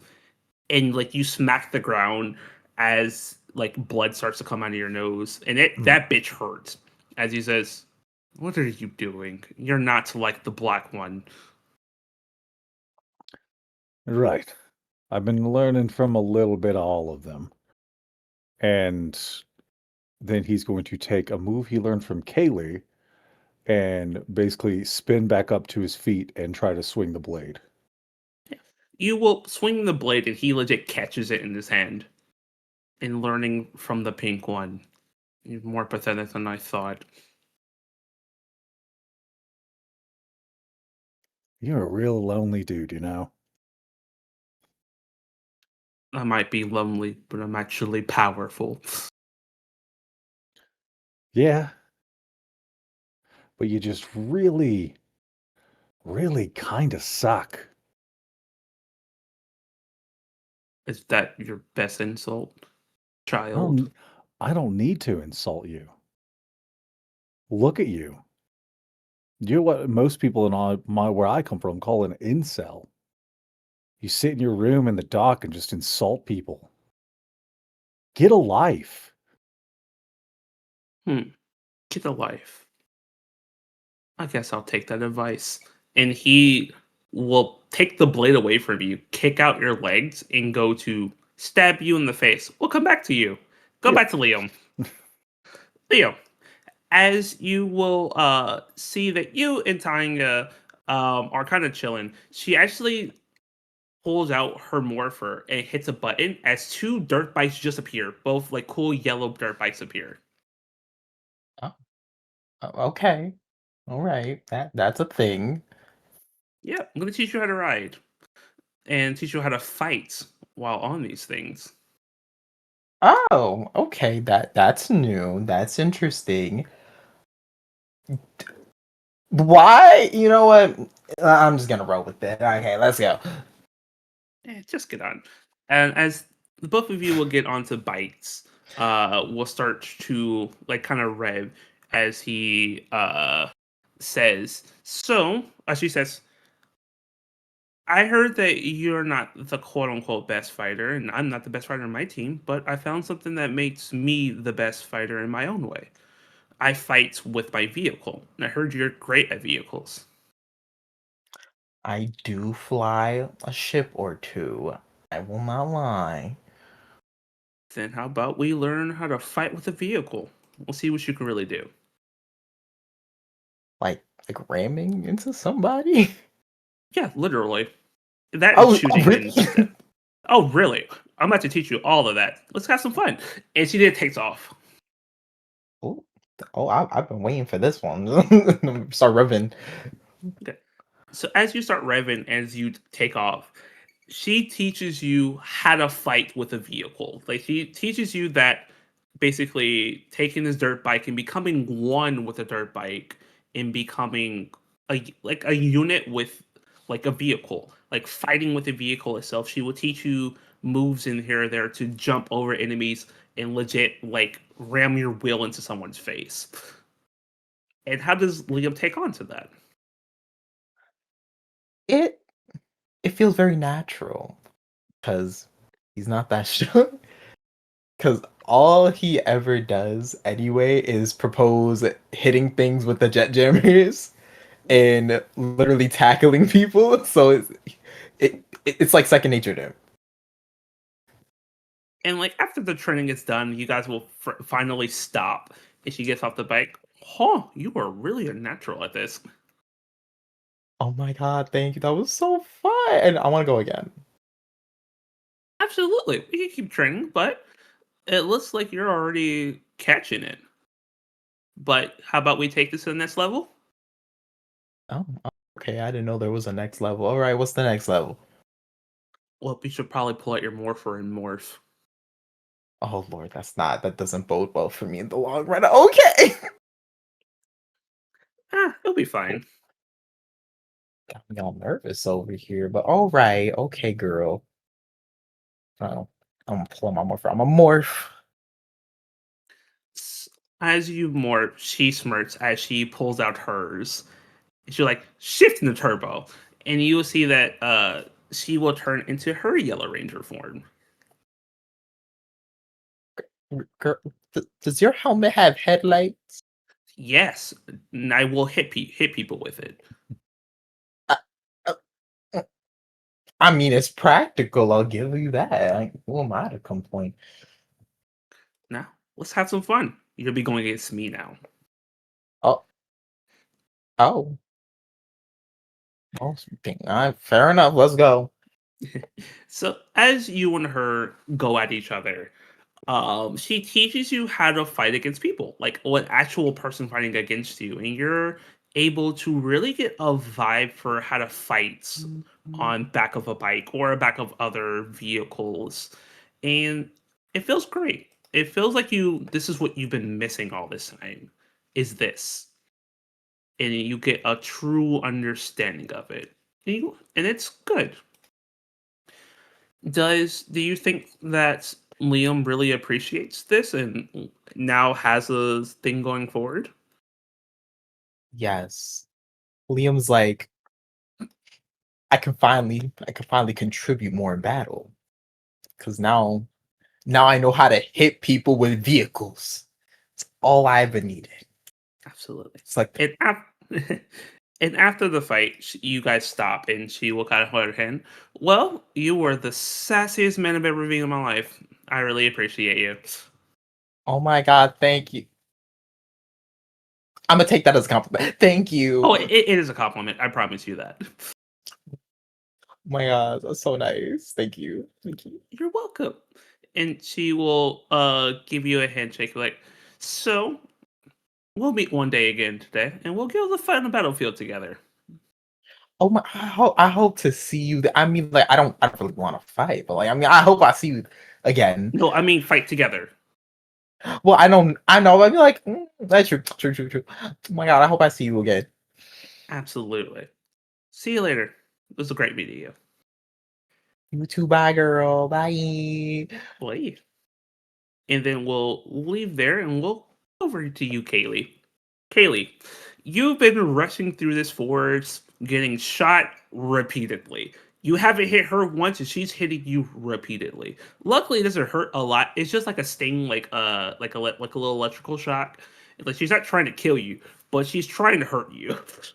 Uh, and basically, how is Kaylee feeling of getting shot multiple times? And this is how basically she's showing you the level of a true archer can get. So the physical pain of it, she kind of shrugs off, like with the amount of times that she's been thrown from her horse and all the other sports and things she's done, like the physical pain isn't the issue. And she just keeps thinking, I need to do better. And look where I could be if I really, really applied myself and really focused. And she's trying to pay attention to the technique that the other ranger is using. And as she's going, even though she's still not hitting, she's starting to change and adapt her style and pick up some of the things that the other ranger is doing. So as you are doing this, it takes a while, but finally you're able to clip her in the shoulder. As you see, she'll pause and look to herself. Looks like you're finally learning something. I can do this all day. Let's see if you can. And she will push you to a limit you didn't know you had. And she is showing you that it's okay to miss. There are times where she misses herself. Even as trained as she is, she will miss. because it is impossible to be perfect. And by the end of it, you've clipped her a couple more times. No kill shots. You didn't get one kill shot on her, but you did clip her multiple times. And eventually she'll say, "You're not to the level I want you to be. Kaylee, stop trying to be perfect. It's only going to get you killed."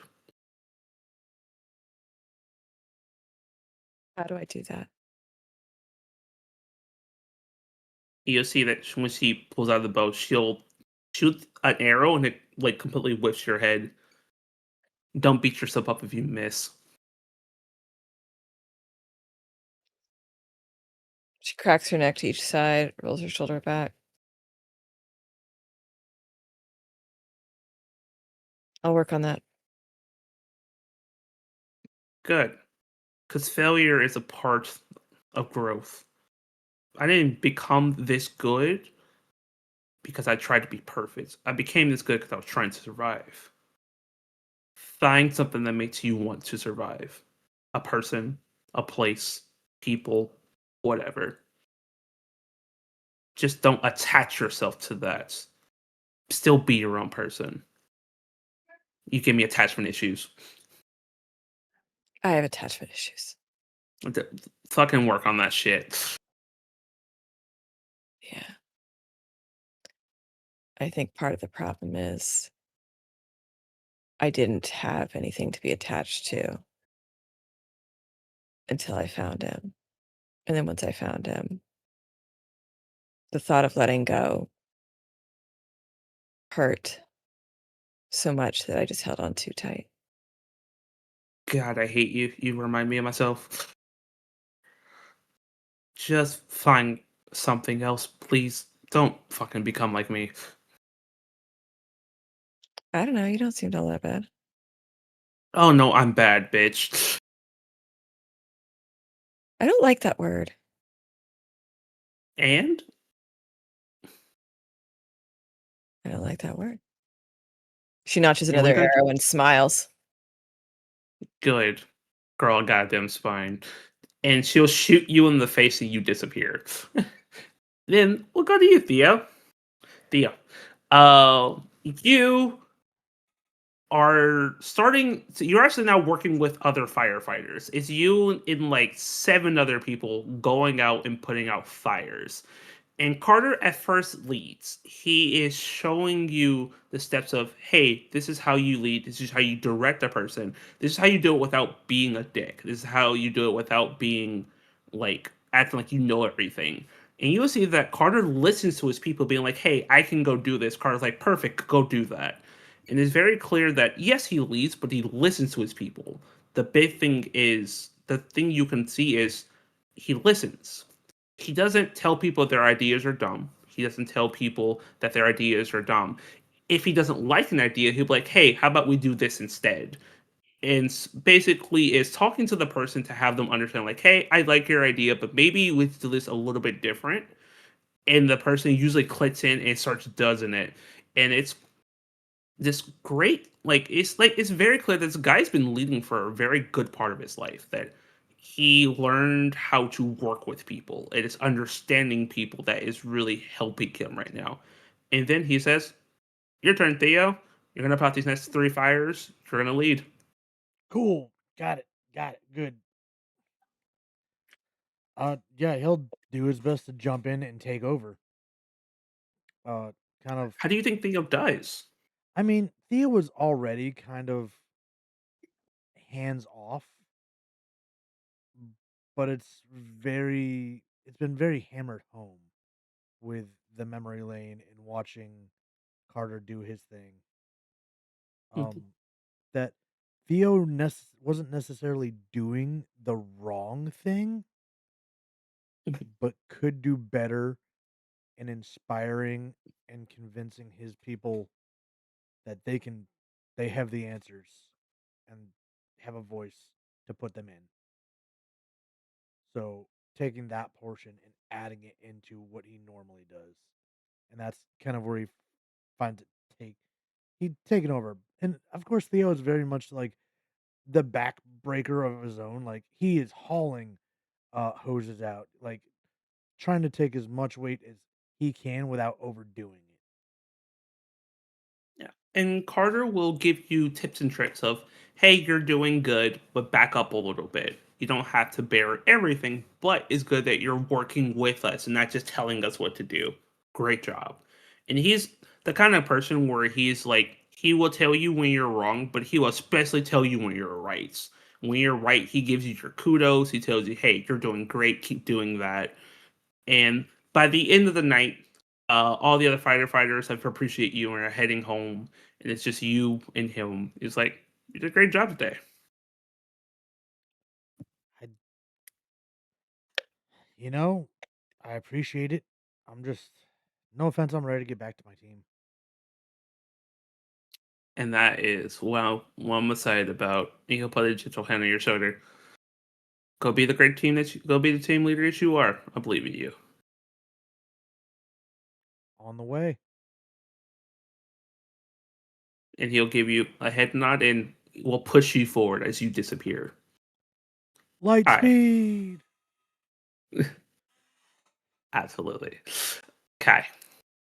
As you look like you're about to die, because the sword's coming down on you with this alarming speed, and then you will hear like a clink, like something blocked it.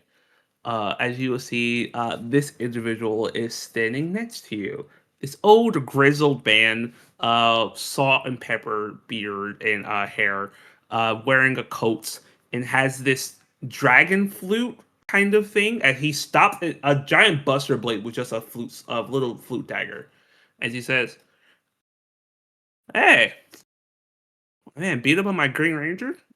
That's rude." And you see um the Emerald Knight's like, "Who? What are you?" And you'll see him is like, "Name's Tommy Oliver. Now get off." And you would see him who do this spinning kick the guy in the chest, and throw him back like 20 feet, on back onto his throne. As the individual will turn to you and offer a hand. "Hey kid, need some help?" Hey, he'll take his hand. Wait, you're Tommy? You're a lot older than I thought. No, not offense. Uh, let's just say I've been through a lot. Been through a lot of colors too. Appreciate that. Looks Kai. like you have a dark demon inside of you too. A little bit of one. I almost had him. You definitely did not have him, but I like the pizzazz kid. Well, and you'll see that the Emerald Knight gets back off his throne. "No, he is mine. Once I take him, the body is mine." And Tommy legit ignores him. So I'm guessing you want to beat his ass. Yeah, I need to. Alrighty. And you'll see that he'll flick his hand over your wrist as your morpher will appear. And you'll see he'll pull out his. How about we tag team him?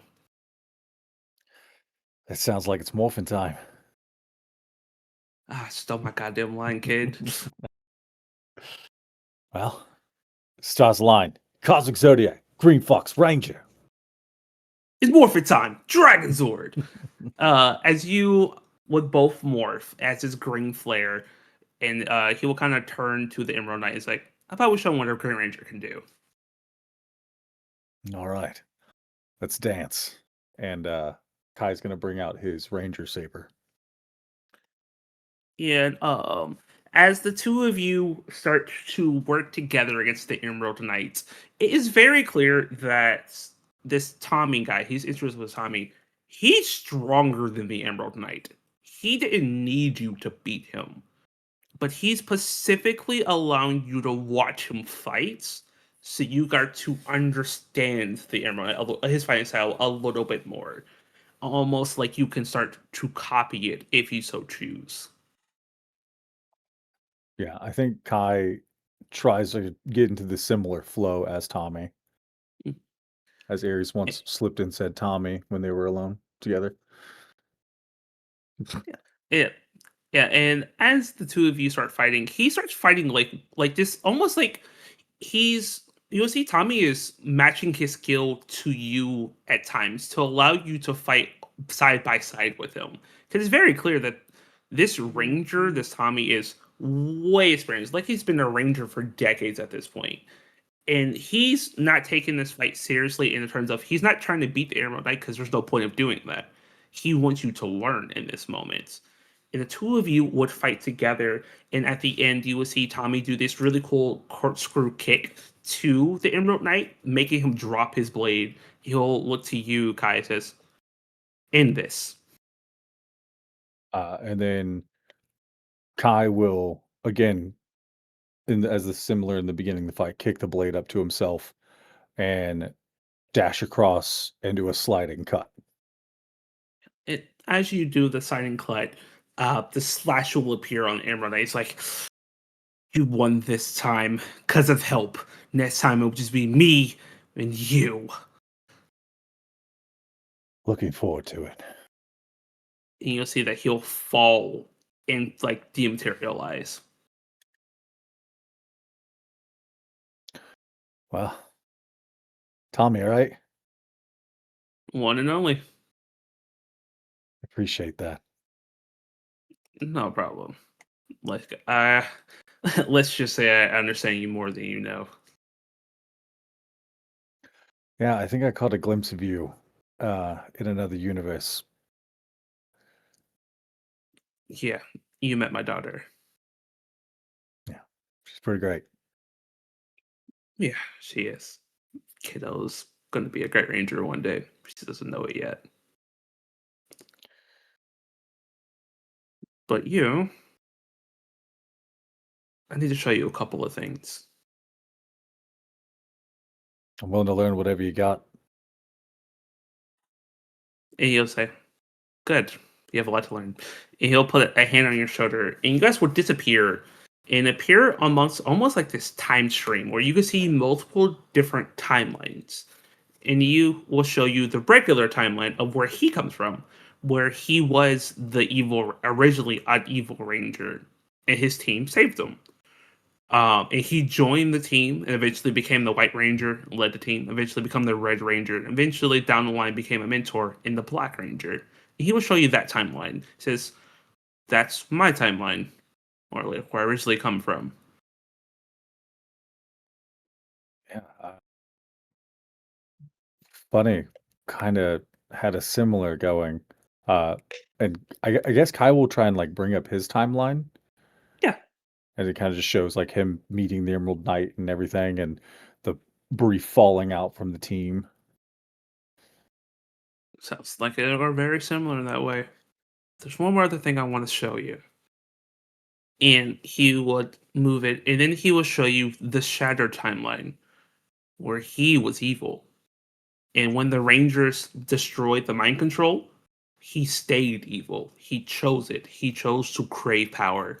And eventually, he became the most powerful ranger in the world, or in any dimension.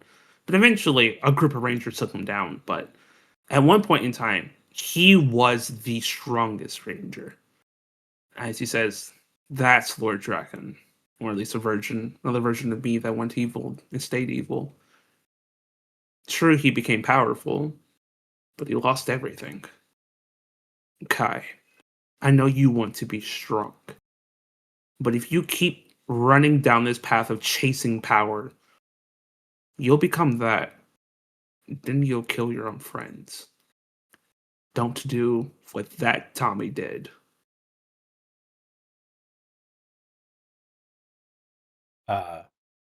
As he kind of like watches Draken like slowly pick apart his friends, Kai will turn back to his timeline, just kind of watching his friends jump in the way of the metaphoric blade to try and help Kai all the time.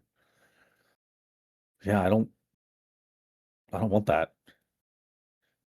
I don't want anything else to happen to them. I do want to be stronger though.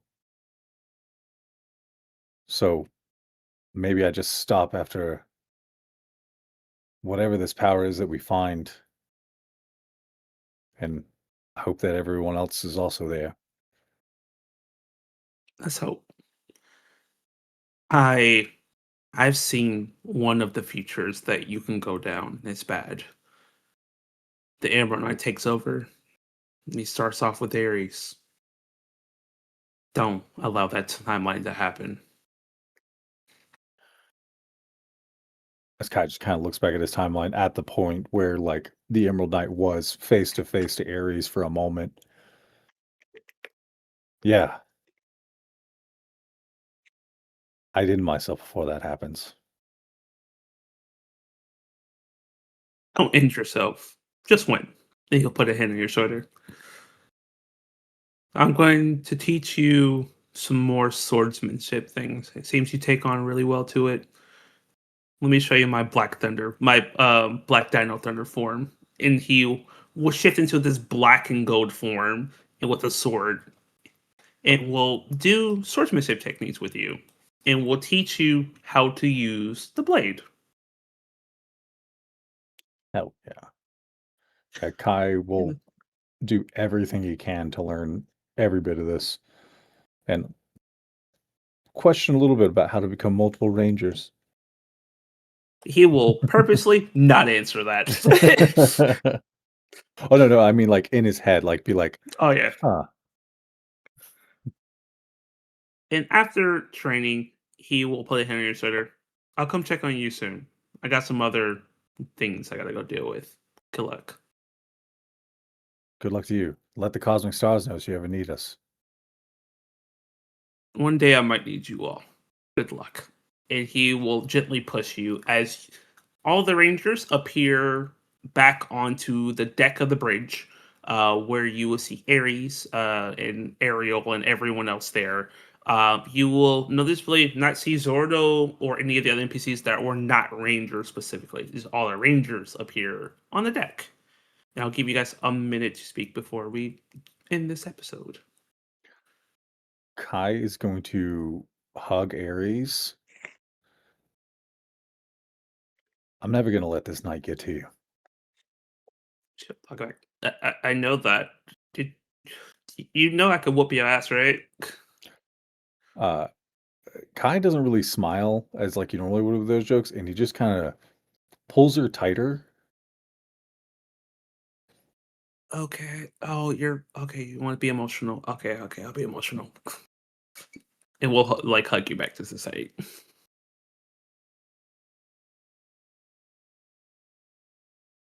I'm glad you guys all made it back. And one piece too. I'm kind of curious. Who did you guys get to meet? I met an older man. His name was Tommy. It's a bunch of different rangers Harry, all in one. Harry's like, wait, that's the dude that saved me. That's the Yeah, a dude lot that older than you made jumped him sound in like. when we were fighting. Yeah, that was the same dude. Yeah, he's like a green ranger, a red ranger, a white ranger, and a black ranger. Yeah, he morphed into all of those. It was kind of cool. Huh. He showed me some things that I needed to see, I feel like.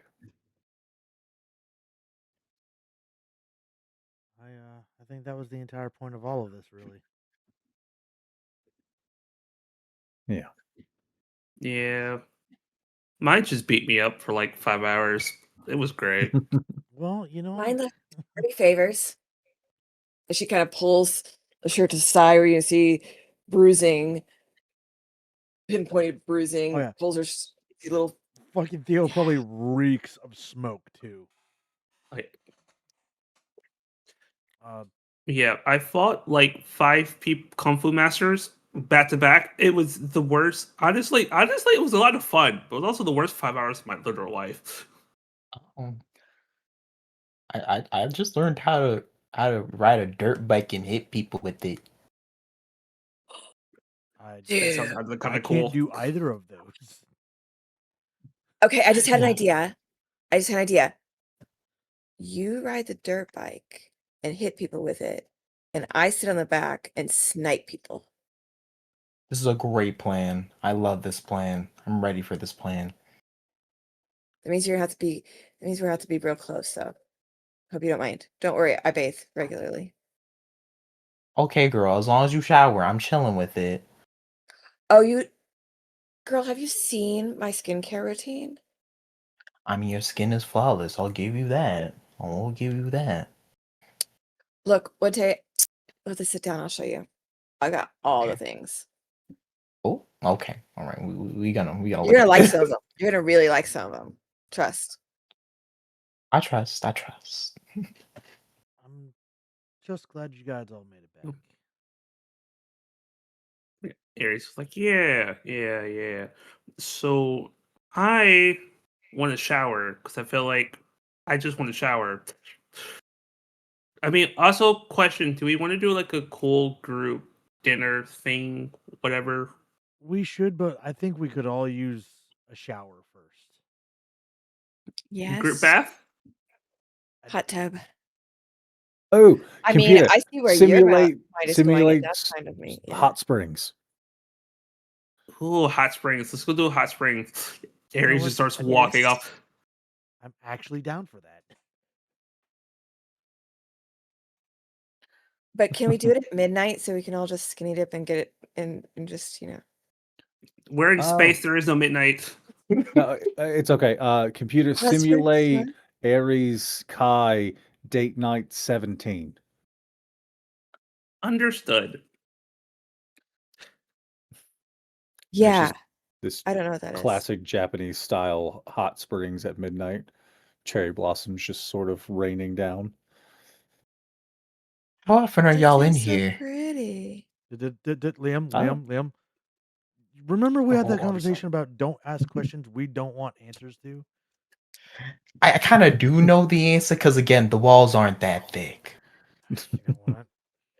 I wasn't gonna say it, but you're right. There's a reason why he wears headphones at night to bed. Trying to be peaceful. Aries will not. And as we allow our rangers to enjoy their time together, to have a rest after brutal training they've gone through, we're going to zoom out for a moment and zoom back in the same ship, but to Zordo's room, where the light took him to, and he went down a memory lane.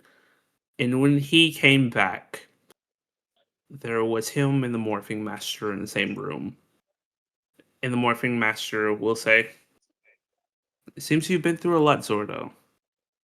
But please, those memories are a good thing, not a bad thing." And Zordo was like, "No, they were all a bad thing. Why would you force me to live through that again? I lost my team again." And the Morphing, "I didn't force you to do those. You did it to yourself." And Zordo's like, "No, I didn't. You, the stupid morphing grid, keeps taking everything away from me. Get out of my face. I'm done. Leave me alone." As the Morphin Master will say, "I will leave you alone, Zordo. But the Morphin Grid needs you, as you need it." And Morphin Master will leave. And Zordo reappears back in his room, sweat all over his face, frustration building up. He takes like a chair, slams, against the door as he says, "I can't do this anymore. I don't want to do this anymore. I lost my powers. I lost everything. Just to lose them again." And we'll leave him for a moment and go to Corone, who also went through her own memories as she comes back out crying from all the things she had to relive, all the things she did to other people, all the people that she killed. And as she is crying, she would feel like this hand come over her shoulder as she looks up to see her brother. As he says, "It's okay. We're okay." It will hold her close as she cries, and they talk about what happened in her future. Then we'll go to Hunter, who was in his room meditating, the Flash taking him and the Flash bringing him back, reliving certain moments of his childhood and who he is. And he takes this deep breath, as the Morphine Master will say, Hello, Hunter. I think you know why I'm here. And Hunter will say, why? And you'll see the Morphin Master will hold out and flick his hand over Hunter's wrist as his beetle-looking morpher will appear. And will say, it's time for the Thunder siblings to enter the battlefield. Your brother will find you soon, and so will your sister. As the Morphin Master disappears and Hunter looks to his new morpher. Okay, this is weird. And then we'll leave that scene. Big bad beetle boy. And we'll visit. Shut up. We'll visit one last thing. In space, there's the ship with the repulsion stars as they're sitting around a table as they're kind of watching videos of the fights that were happening of you guys fighting them last time. As they both look to Morgana. You almost lost a Kai, you suck. Morgana's like, shut up. I will be him next time. Don't worry about it. I usually Howler kind of laughs. God, you suck. It is like she's like roll her eyes. Whatever. Look, we need to get the Emerald Knight on our side. Howler's like, yeah, no shit. He'll be really good. And Harushi is like, I have an idea on how to get him on our side, but it's gonna take planning. We might have to sacrifice a planet or two in order to do it. And Morgana's like, oh, that's really gonna piss him off. You know it's gonna piss him off. And Howler's like, we gotta do what we gotta do. Let's have some fun. And that is what will end tonight's session of Power Rangers Cosmic Stars. I will allow my players to say who they were, and then we'll start with Liam and go in the circle until we get to Ryan. Liam, who were you? Hey everybody, I'm Cherry. I played Liam. It was really fun. Y'all got to meet my grandma. Everybody loves grandma. character We all love grandma. Yes, Smash. we love grandma. Excuse me? What? What? What? Leave grandma alone. Not She a off chance. limits. I know old ladies like hard candy. Okay, wrap it up. Wrap it up. Who's next? I who? I am Koji. Okay, Koji is here. I play Micah, the Blue Ranger. That was too much. It was too much for him to handle.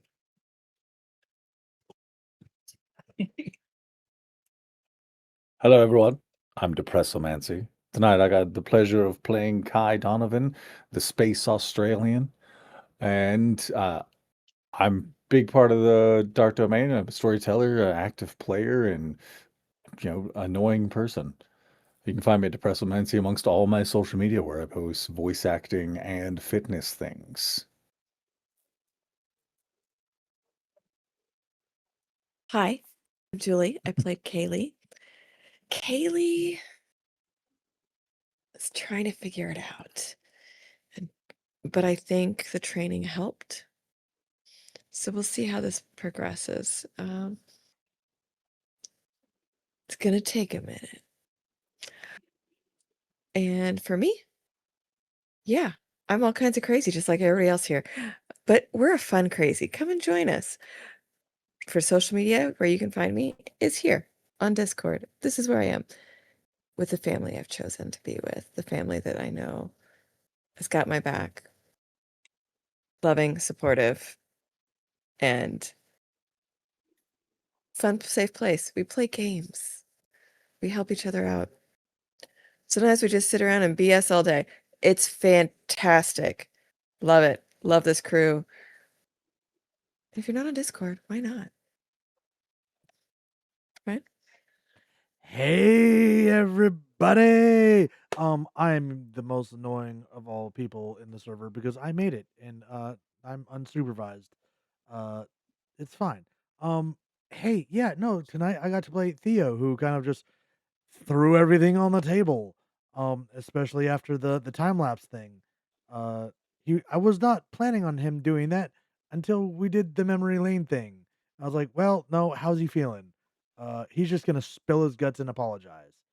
And maybe earn the trust of his team back through vulnerability. I learned that one in therapy. We have a bunch of stuff on our server. We do all kinds of cool one shots. We have some non RPG gaming that we hang out and do. There's a Baldur's Gate crew. There's a Mecha Chameleon crew. Uh, we're working on Repo, Among Us, and a bunch of other stuff. Sometimes we're just hanging out watching TV. Somebody's streaming something via like Netflix or whatever. We have some cool stuff coming in the next week. Tuesday, you can come back here for some more Star Wars content with three of us here in the room because I keep convincing them to do like bad ideas. Or no, it's just two of us. Teko's not in that one. He doesn't like me enough. Um, but we might be over on my Shinor on Wednesday. That one is very, very tentative with real world stuff happening and probably, you know what, now that I think of it, probably not gonna happen. So never mind that. Thurston County by Night has been canceled this week. So we will resume our uh neonate vampire game next month. Saturday we'll be back with some more Eldritch Automata. As Teko puts us through a custom one shot of his own design. And then Sunday, the 23rd, we will be back with Kindred 101, our fledgling newbie game, as the fledglings recover from not being where they want to be. Again, we always have one shots and stuff posted on the server. If you're not over there, please go ahead and join. It's the only way to get in on these types of games. And check out our YouTube to get caught up with everything else. That's it until I do the outro. I'll hand it up to the man in the chair. Yo, I am Taco. We're gonna get ourselves out of here. You're loved, you're appreciated. Next time we got some fun things coming, or I'm gonna title episode Time for Thunder. Yeah. Nice. Hey everybody. As we go, remember to stay tuned for a raid. But first and foremost, fuck ICE. Fuck the regime. Women deserve bodily autonomy. Trans rights are human rights, and we stand with all people of color and marginalized groups. Other than that, you deserve to take up space. You deserve to exist. You deserve to love and be loved in return. Please drink your water, eat food, take your meds, because this world is a better place with you in it. Take care of one another. Take care of yourselves, and we will see you next time. Bye. Bye bye. Right.